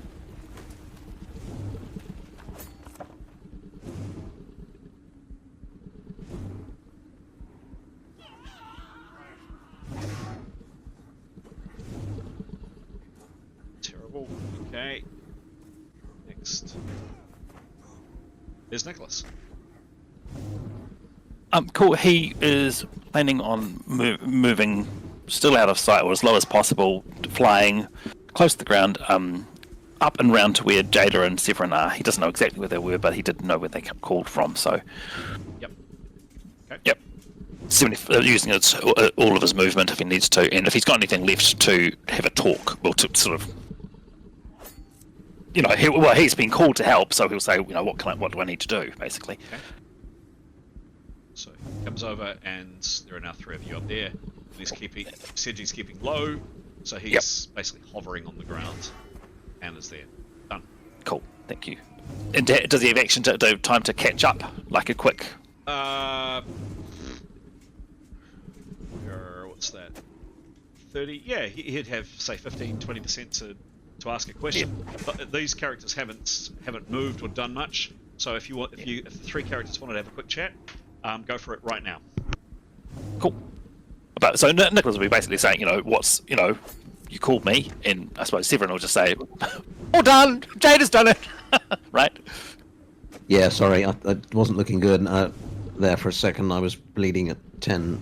I was bleeding a lot more than I've ever bled before, and magic doesn't seem to be working well. But Tenya's just done an amazing job. Jada, sorry, has done an amazing job and seems to have kept her magic despite everything, which is amazing. So Nicholas would say, looks like Tanya's distracting the bear. Askell's still under the illusion in the cleft, might need healing. I don't know that Nicholas would know. Well, no, we all know he had a ripped face. We all knew he was bleeding, actually. Yeah. So he needs healing, and hopefully he'll fly out, basically. Yeah, hopefully fly out the top. In fact, we should call to him. We should call and say, Askell, fly up here. I reckon. Do you think he'd know will the bear hear it, though? Possibly. But the bear's been fire-bolted. True. I don't know. Any other bears? Shall I just fly out through that same gap and around the back? And we're going to call it there, guys, for your quick golden flag. Next is... oops.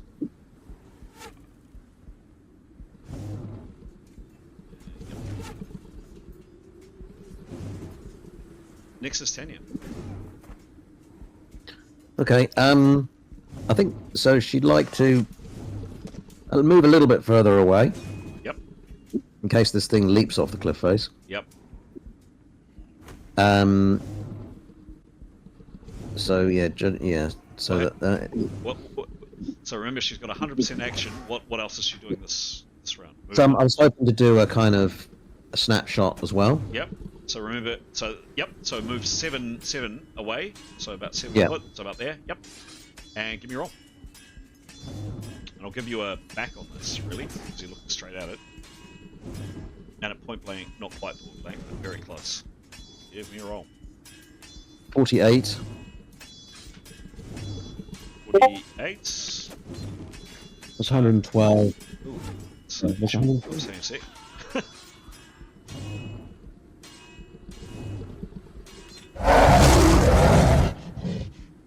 Sorry, 121, wasn't it? Yeah. 48 and back.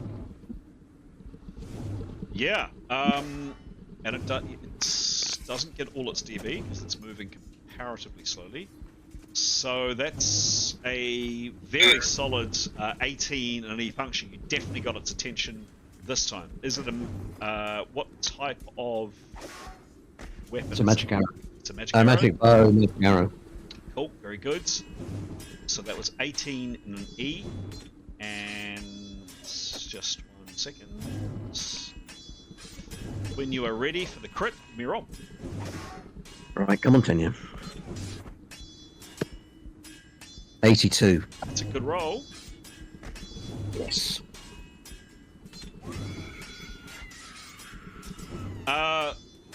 Boom. Whacks it hard. Thunk into its back. It bellows in pain.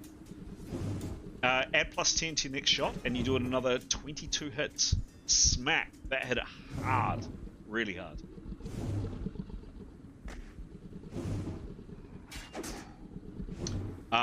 really, really good, solid. I mean, almost just slightly shy of point blank range. Whack straight into it. Yeah, that hit it hard. You've definitely got its attention now. No doubt about that. Good shooting.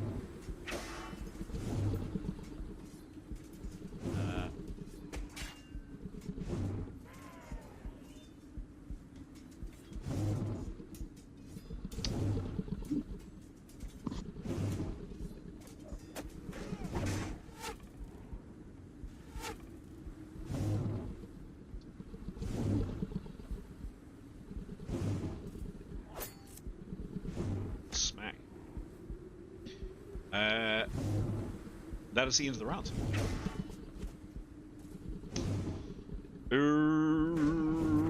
Rolling initiative. Rolling. We're off.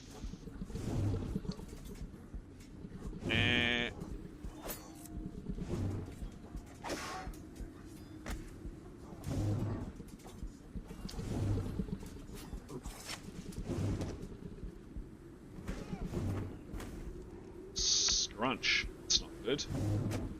And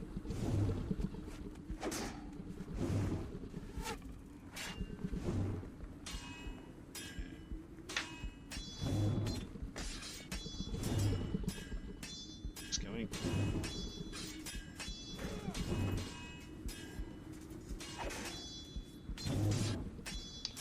Okay.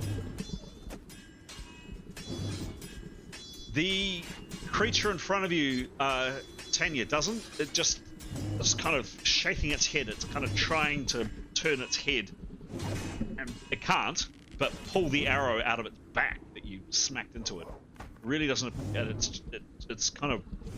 You see at one stage one of its claws come out, one of its paws, I should say, released from the cliff. It appears to be quite unbalanced and not in good shape. Jada, you're next to act. I'm going to cast Regeneration on Severin. Okay. They're in the middle.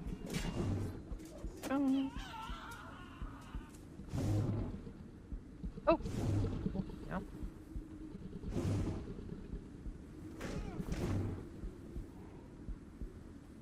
So doing all the right things, holding on to his wound, and dice roll is 88. 88. You are lucky. Again. +9. Again. The amazing. Yeah. Spell goes off. How many? What's the description of the spell, please? 1 hit per round. 1 hit per round. One hit. Reduces target's concussion hit damage by 1 hit every round as long as I'm concentrating on it. Okay. So Severin, you go up 1 round, 1 hit per round. So you're on 18. This round. Next.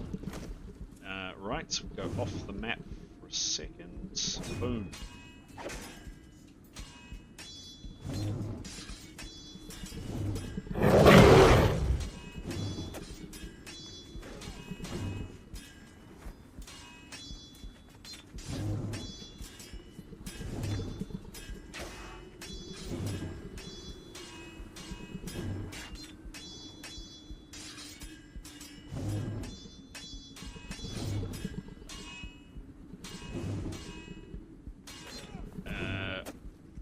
Okay.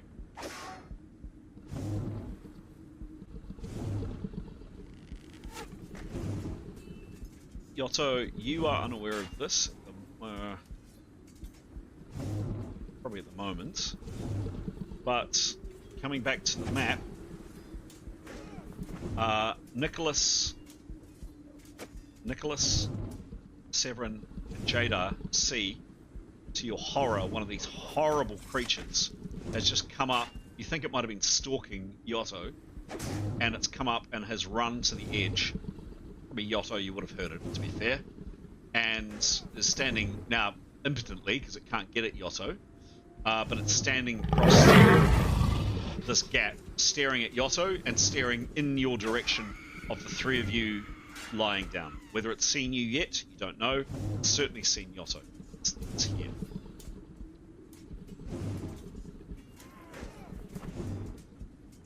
And Yotto, I'll go back on what I just said. You would have heard something large behind you. Nicholas, you've just seen this critter. It ran up from here, so it came up this rock face over here, and it's come up here. What are you doing?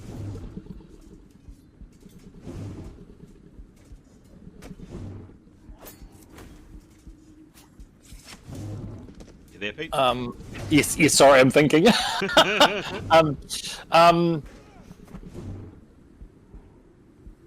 Does he think he can call down to Askell and not have to yell loudly enough for everyone to hear?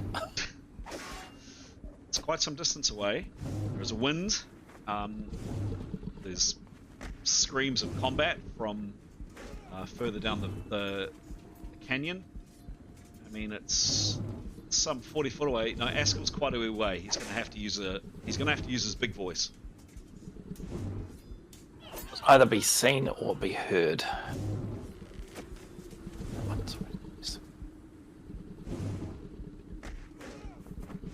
Jeez.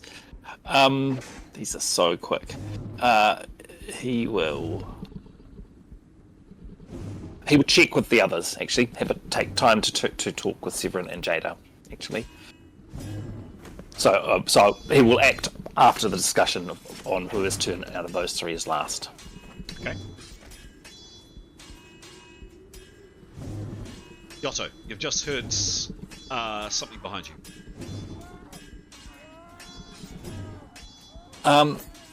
He will look over his shoulder for sure, and he will. You know when he went up before? Yeah, that was a good idea. Yeah. I think that passive perception roll was helpful. He will. He is only flying 30 foot per round. He will start flying out towards Tanya. Okay. So 30 foot looks like. Let's see, he's there. 30. Okay, cool. So he gets 2 out there. Just. Right.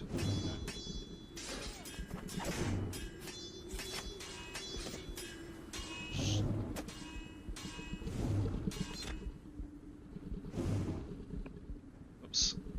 Gets out to about there. Cool, thank you. Okay.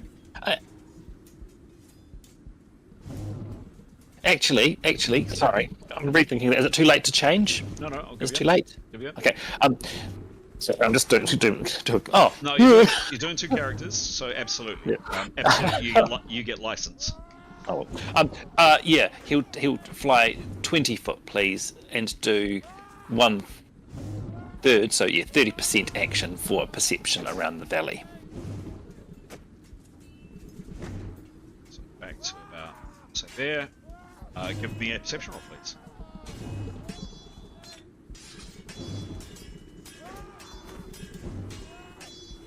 12. 12. It could be amazing. It could be really, really good. Hoping. And what's his perception, please? Is 49. Okay.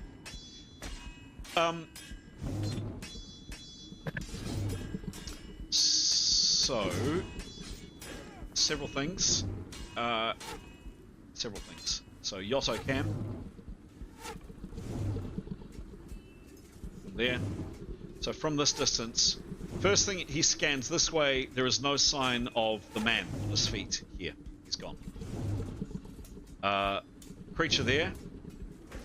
That's pretty much all he sees there. He sees Tanya in with a bow out, having just shot this critter here.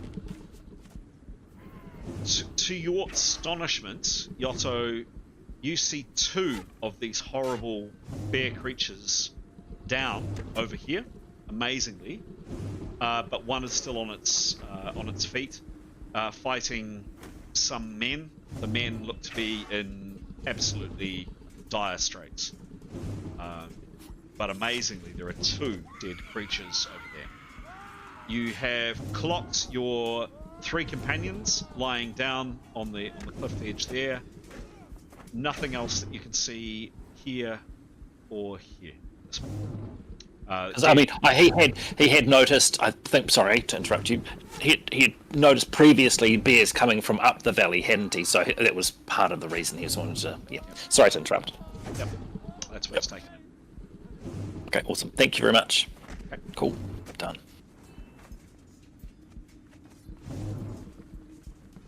Next is Askell.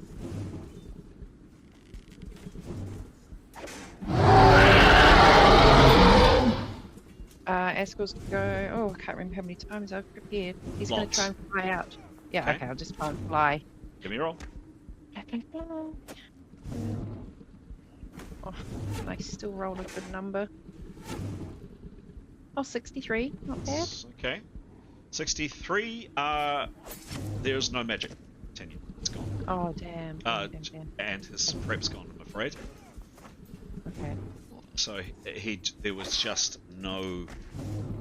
Can he try again, or is that my turn done? No, and if it was an instantaneous spell, he Oh. could, but this is a 70. I understand it's a 75% spell, and with that he cannot.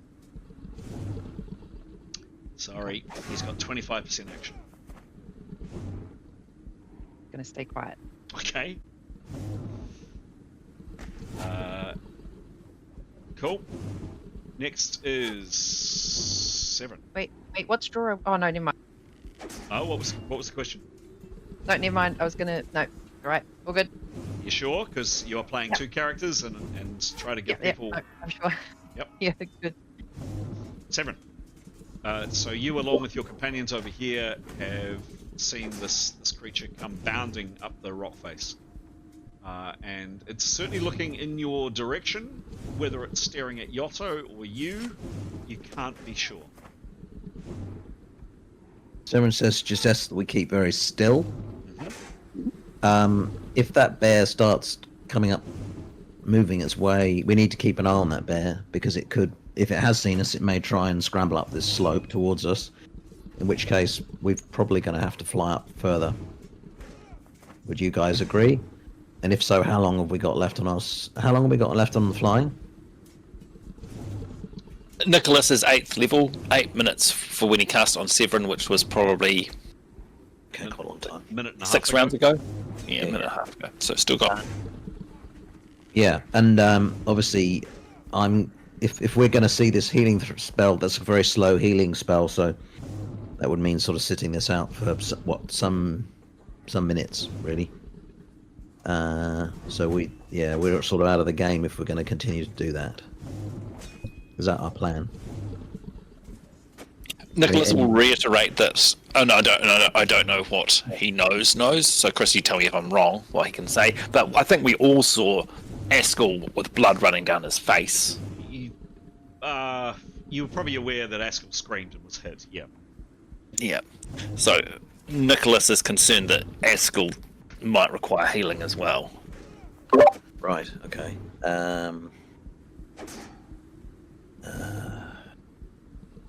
Okay. What can we do? There's no faster way of healing then than that, around a minute hit per round. You are having a discussion, so people don't seem to be doing much this round, so I'm happy for you to continue the conversation between the 3 characters. Jada had a bit of time left over as well, so I'm happy to let the conversation run a bit more. So, do we think that someone needs to go and get Askell, or do we think he's going to be at... What do we think? Nicholas is reluctant to fly down because he's a scaredy cat. Also, at the risk of being seen by this one on the rock. Yeah. It depends if Askell's safe where he is. It depends if he's going to... We don't want him to die while we wait. If he's not going to die, then... Hence the calling down. Yeah. -2. Go around. Just... Yeah, but we're not. We don't know his characters, especially. True. Data would probably want to go and check him out after she's finished with Severin. She can't help herself here. So, just to confirm, there's no quicker way of healing than a hit per round? Jada? There's that one, where is it? It's that one called... Yeah, heals 5 to 50 hits, depending on the roll of the dice. Healing 5. Right. Yeah, it depends. I mean, we can sit it out, I guess, but yeah, it's just... I mean, obviously, Severin's not going to be much use unless his hits are back up. So, I don't know. What do you guys think? Well, depending on what PowerPoints Jada's got, healing 5 to 50 hits sounds...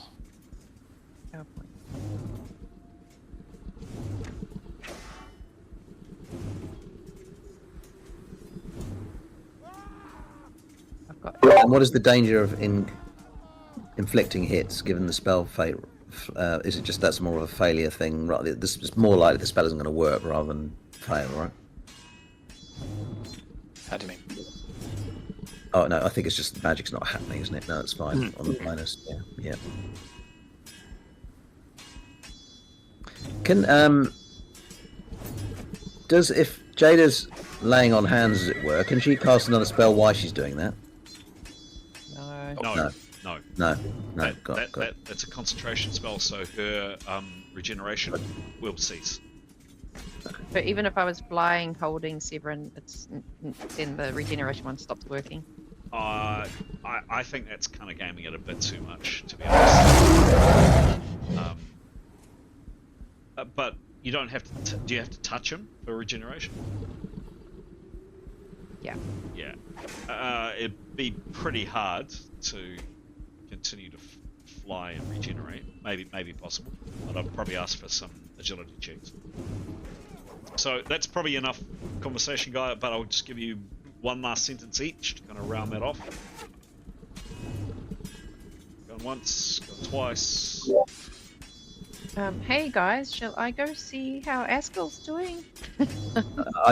No, I'd stay where you are. I think if you're healing people, you're healing me at the moment. I think Nicholas could check. That might be easier since he's not doing anything at the moment. Okay, Done. Nicholas will go. Cool. It'll have to be next round because you spent your rounds discussing. Next. Spear.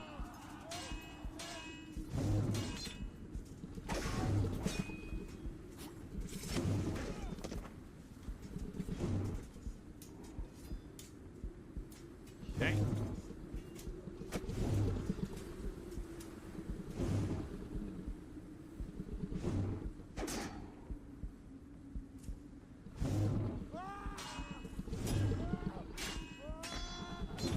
Okay.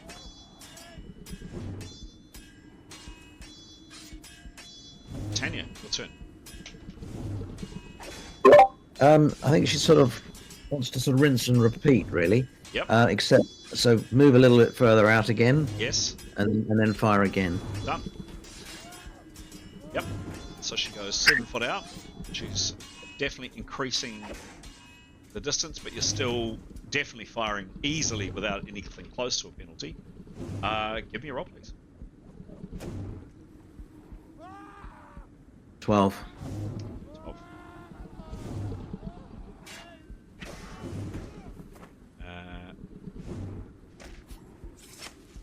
Does she still get the back? She does still get the back. Yes, she does. Oh, and she gets, sorry, plus 10 to the next shot, you said She last does. time. Yes, she does. Yep. So 121. She has a negative 10 because of just not feeling good. She gets 35 for the back. She gets plus 10. And this creature doesn't get all of its hits. That is actually overkill. Wow. Yep. Believe it or not, with a 12. With a 12.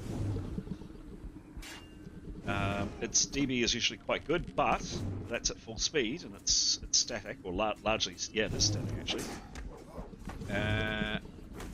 So, and yeah, the weird thing about these creatures, looking at them, some of these structures on it look rigid and almost hyper protective. So you'd imagine it's hard for a blade or an arrow or something to find its mark. They're pretty well protected, these animals. But that was a poor roll, but ultimately a good shot with all the bonuses. Okay.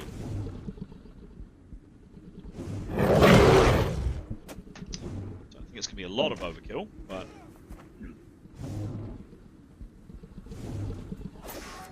it's a 3. So 21 in an E puncture. Roll the E crit. Release. Continue. Oh, 4.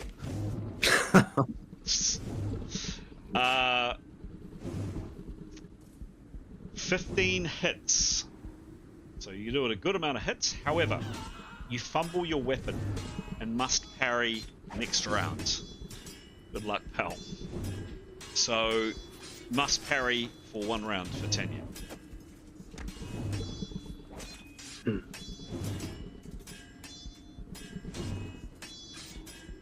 Does say good luck, pal. I don't know if that'll help Tanya.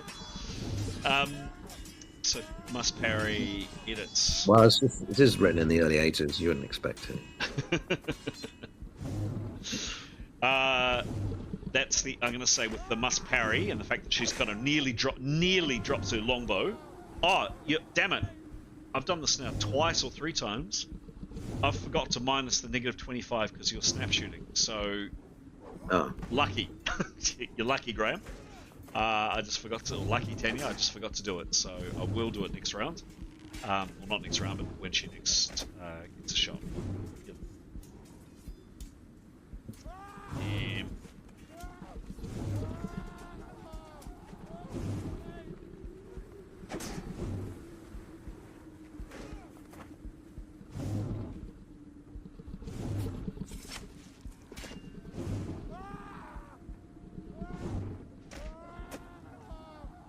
Okay.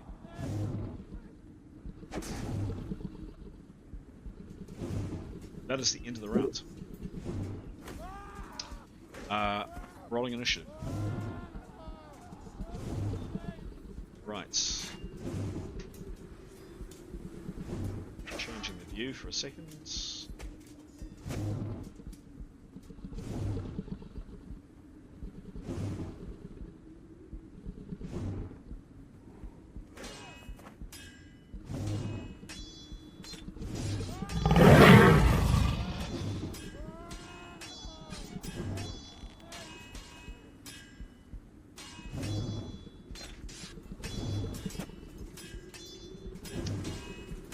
Come here. Oh, that's...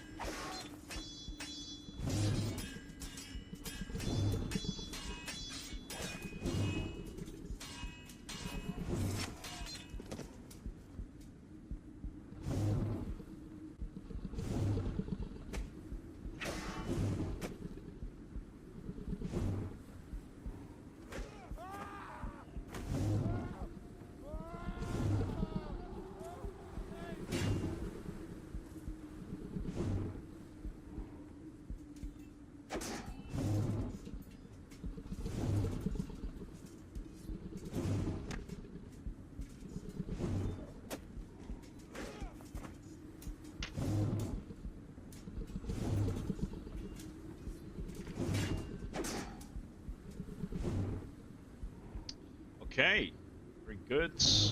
Good. Boom. Back. And to this view. To that view. Cool.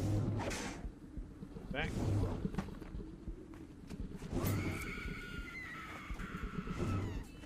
Next to act. This one here. Yeah, the one in front of you, Tanya, isn't doing much. It really is kind of shambles its way a little bit further up the cliff, but that initial shot that you did, it hit it hard, and it's really not looking good. You think you've certainly delayed it or stunned it or done something to it. It's looking quite wobbly. Jada, you are next. Just seen this creature arrive, you've had your conversation last round. What do you do? I'm gonna try and fly Severin further away. But I need to peek and see what's happening, I guess. Getting a bit worried. So we can see that bear, right? Yes. We can see us, we can see them. You don't Yeah. know. Well, you don't know if it can see you. It's certainly looking in your direction and in Yotto's direction. Okay, so I might grab Severin. Doesn't matter if the healing stops, I'll just grab him. Try my best to concentrate and just go further. Can Severin talked? Yeah, sure. Yep. Oh, yes. Sure he would. Jada, well, if we fly, we need to do it together and in combination, right? But I think we've got time just to see what happens before we try and escape. Okay, so Because that's that bear what is I need at to least do. take a round to get to us, right? So we don't have to fly just yet. Okay, so And just prepared, remembering like- that we're going to get low on power points, and so if we are up the top of this cliff, we may not be able to get down again. Oh. So just something to keep in mind. I reckon we don't have to run yet, but when we do, we Fly, just though. need. You can't Oh, no. fly it. Severin Yeah, can't I'm fly. flying I know. currently. I'm flying as Oh, you well, are? though. But okay. we don't need to go right now. That's what I'm saying. Unless that bear starts coming across and looks like it's going to attack us, we don't know it's seen us. It's 25% of your action gone, Severin and Jada. What do you do for your remaining 75%, Jada?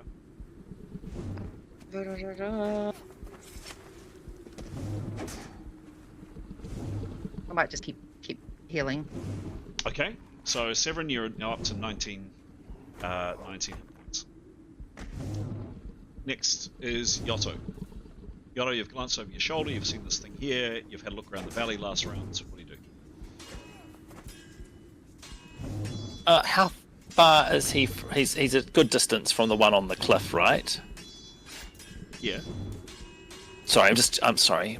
Yep, he's going to. So the one that stalked up on him. Yes.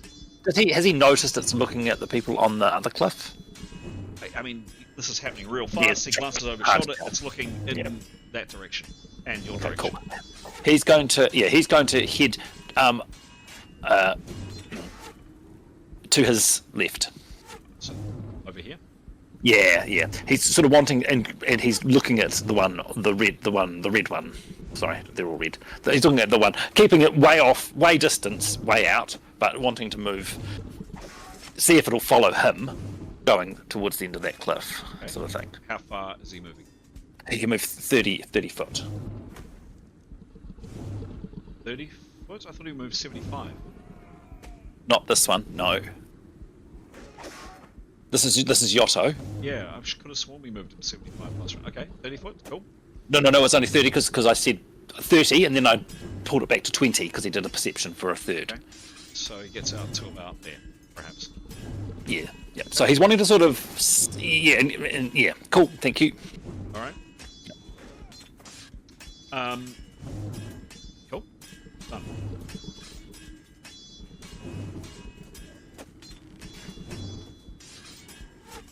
This one here. What does it do? So it's big, hideous. This one looks slightly different. What does it look like? Better. Which one is it? It's that one there. There we go. This fella. Yeah. Its big, hideous head moves from side to side, taking everything in, i.e. a perception roll.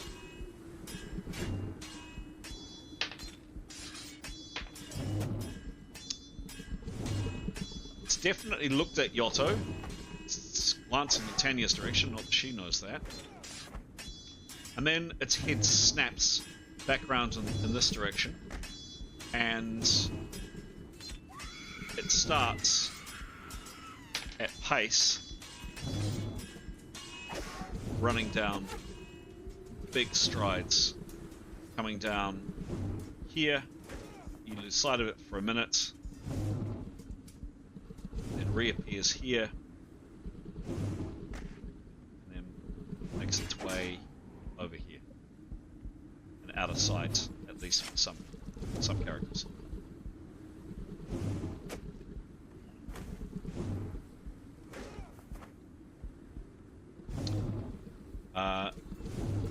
Next up, Nicholas.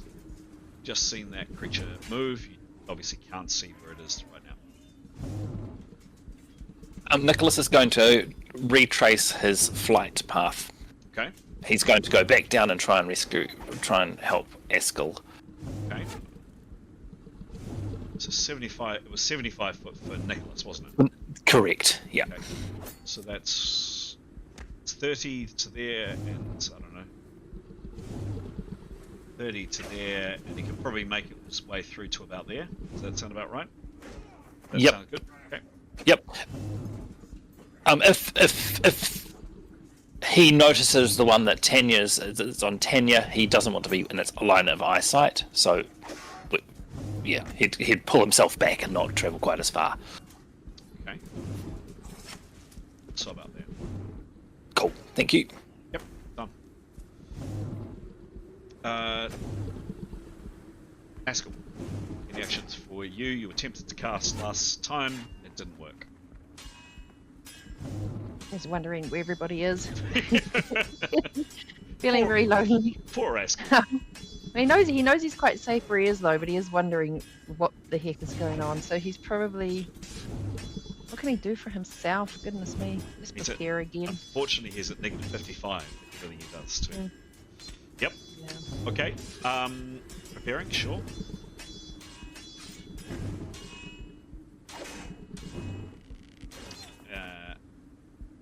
Oh, how high is that rock that's there? I'm just wondering about the leap spell. Is it like 100 feet or something? Which rock? Sorry. That rock that's right above him. How high is that? If you wanted to leap out in an emergency. Yep, sure. So it is, unfortunately, the software doesn't do height very well, but if you can try, that's all right. If you can try to get a sense of if I draw a line on the ground, that's right. Let me just do it this way. So,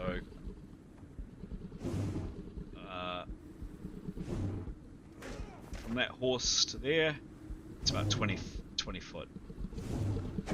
So if we take it down, so if that's 20 foot, if you can try to apply that distance to here, I don't know, what is that? Is that about 19 foot, something like that? 15 foot? 15 foot? Oh, I meant the bigger one. Yeah, that tall one on the left. Sorry. Okay. So double that, maybe. A bit more than double. Is it maybe 50 foot? Okay. Thanks. Okay. Nothing else? No. Okay.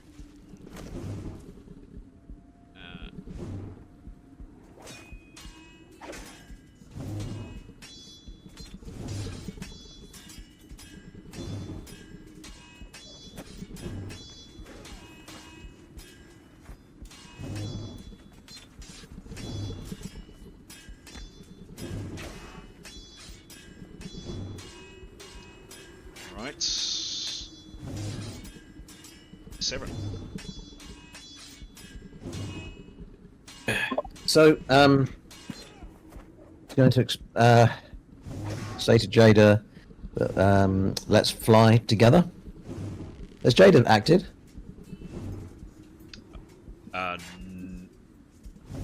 Yes, you and her had a conversation for about 25% action each. Okay. So she could act this round. Yes, with 75%. So he asks her, let's to keep your hands where they are, keep concentrating, see if you can keep your hand on the wound, and let's jump, let's fly together. I'll guide, and let's hug. So basically, he'd like to clasp her with his hand, so she can keep her hand on him, and then fly. And he's happy to lead while if Jada concentrates on the wound. That's fine. Jada will say, "Oh gosh, don't say hug. A clasp is fine." Clasp. So you need to concentrate for the spell, I believe, Jada. Is that right? Yeah, requires concentration. Right. So concentration. So if Severin is holding on to your hands, Pete, if you could help me out here, I'd really appreciate it. If you can get to the details on concentration, but I believe 50%. it is 50%. So Jada, you can only travel, you can only move at 50%. If you Sorry? if you can, Oh. if you want to do this. Yes, I do. Okay, so you are both wanting to fly.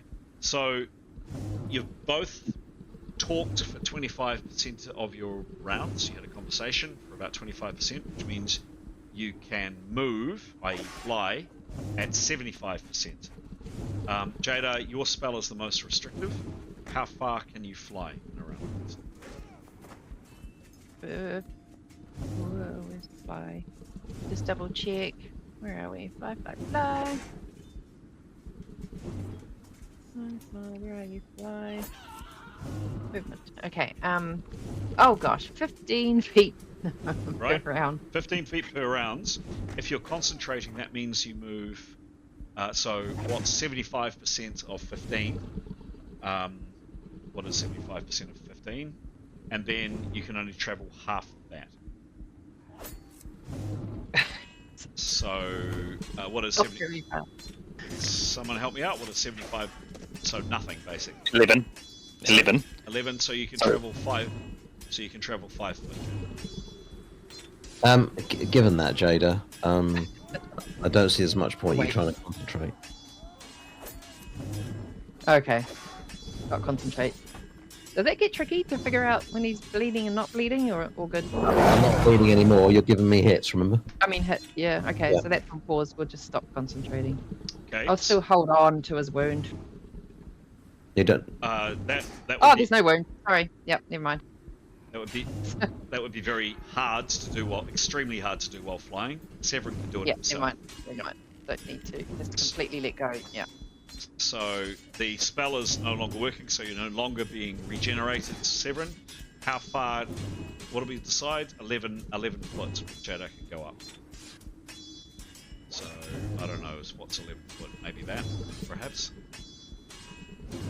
Assuming that's what you do, Jada. Tell me if you don't. Yeah. Okay. And then So Severin. What's Severin? Yeah. Yeah, he'll stick with her. Okay. And he'll use the rest of, because he's only moved a bit. Yes. He would like to perceive with the rest. Yes. Okay. A good sweep around him. Yeah, sure. And yes, you have only moved a very small. Oh, how far can you fly in around, Severin? Sorry, I have to. What was Nicholas? Can you? 75 foot around. Right. Yeah. So you've moved a tiny amount. So Oh, can he just not carry me? Can he just grab my arm because I'm flying and just drag me along like I'm weightless, or no? no, we discussed this last time. Oh. You could if you Okay. float. You're not floated, Oh. so you're flying. Oh. So therefore you can't. Severin, can you please give me a reception roll?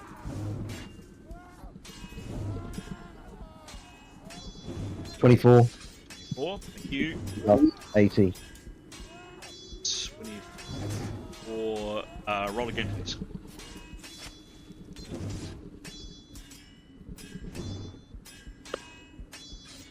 $58. Okay. And lost a bucket load of hits, so you're at negative 30 because of your lack of hits. Plus 80, did you say?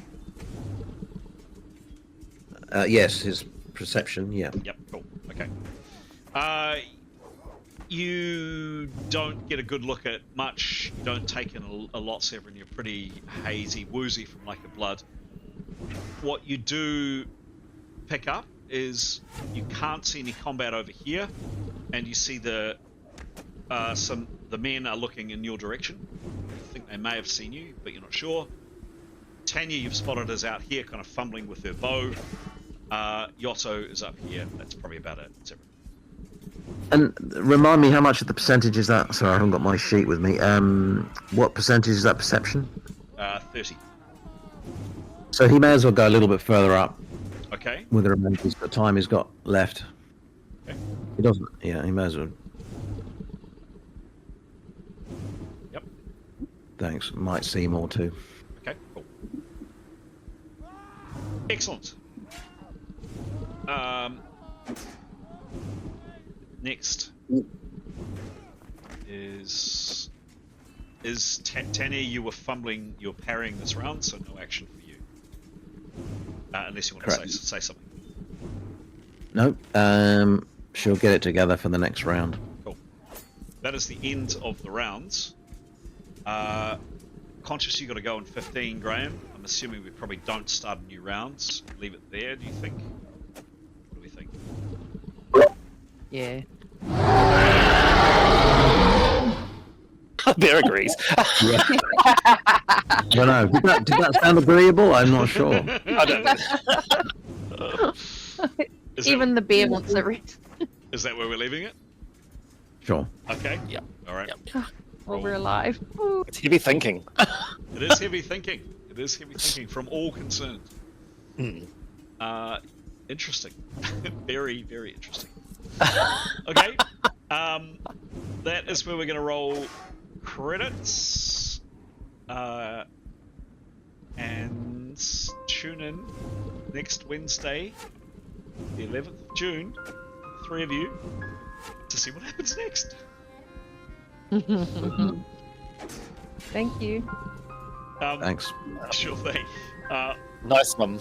All comes down to some critical dice rolls, right? Speaking of that, Sophocles to Tanya for hitting that bear. Yeah. Nice. Nice. So brave. Very brave. Yeah. Yeah. Well, and a good shot from Yosso as well. Oh yeah. Well, it was worth the wait. It was worth the wait. Was worth the wait. Definitely was worth the wait. Oh, so pleased that it was a decent roll. After all that prep to have to roll a fumble or a... Oh, that's right. You know what I mean? Good rolls, and then the next one was low. Oh.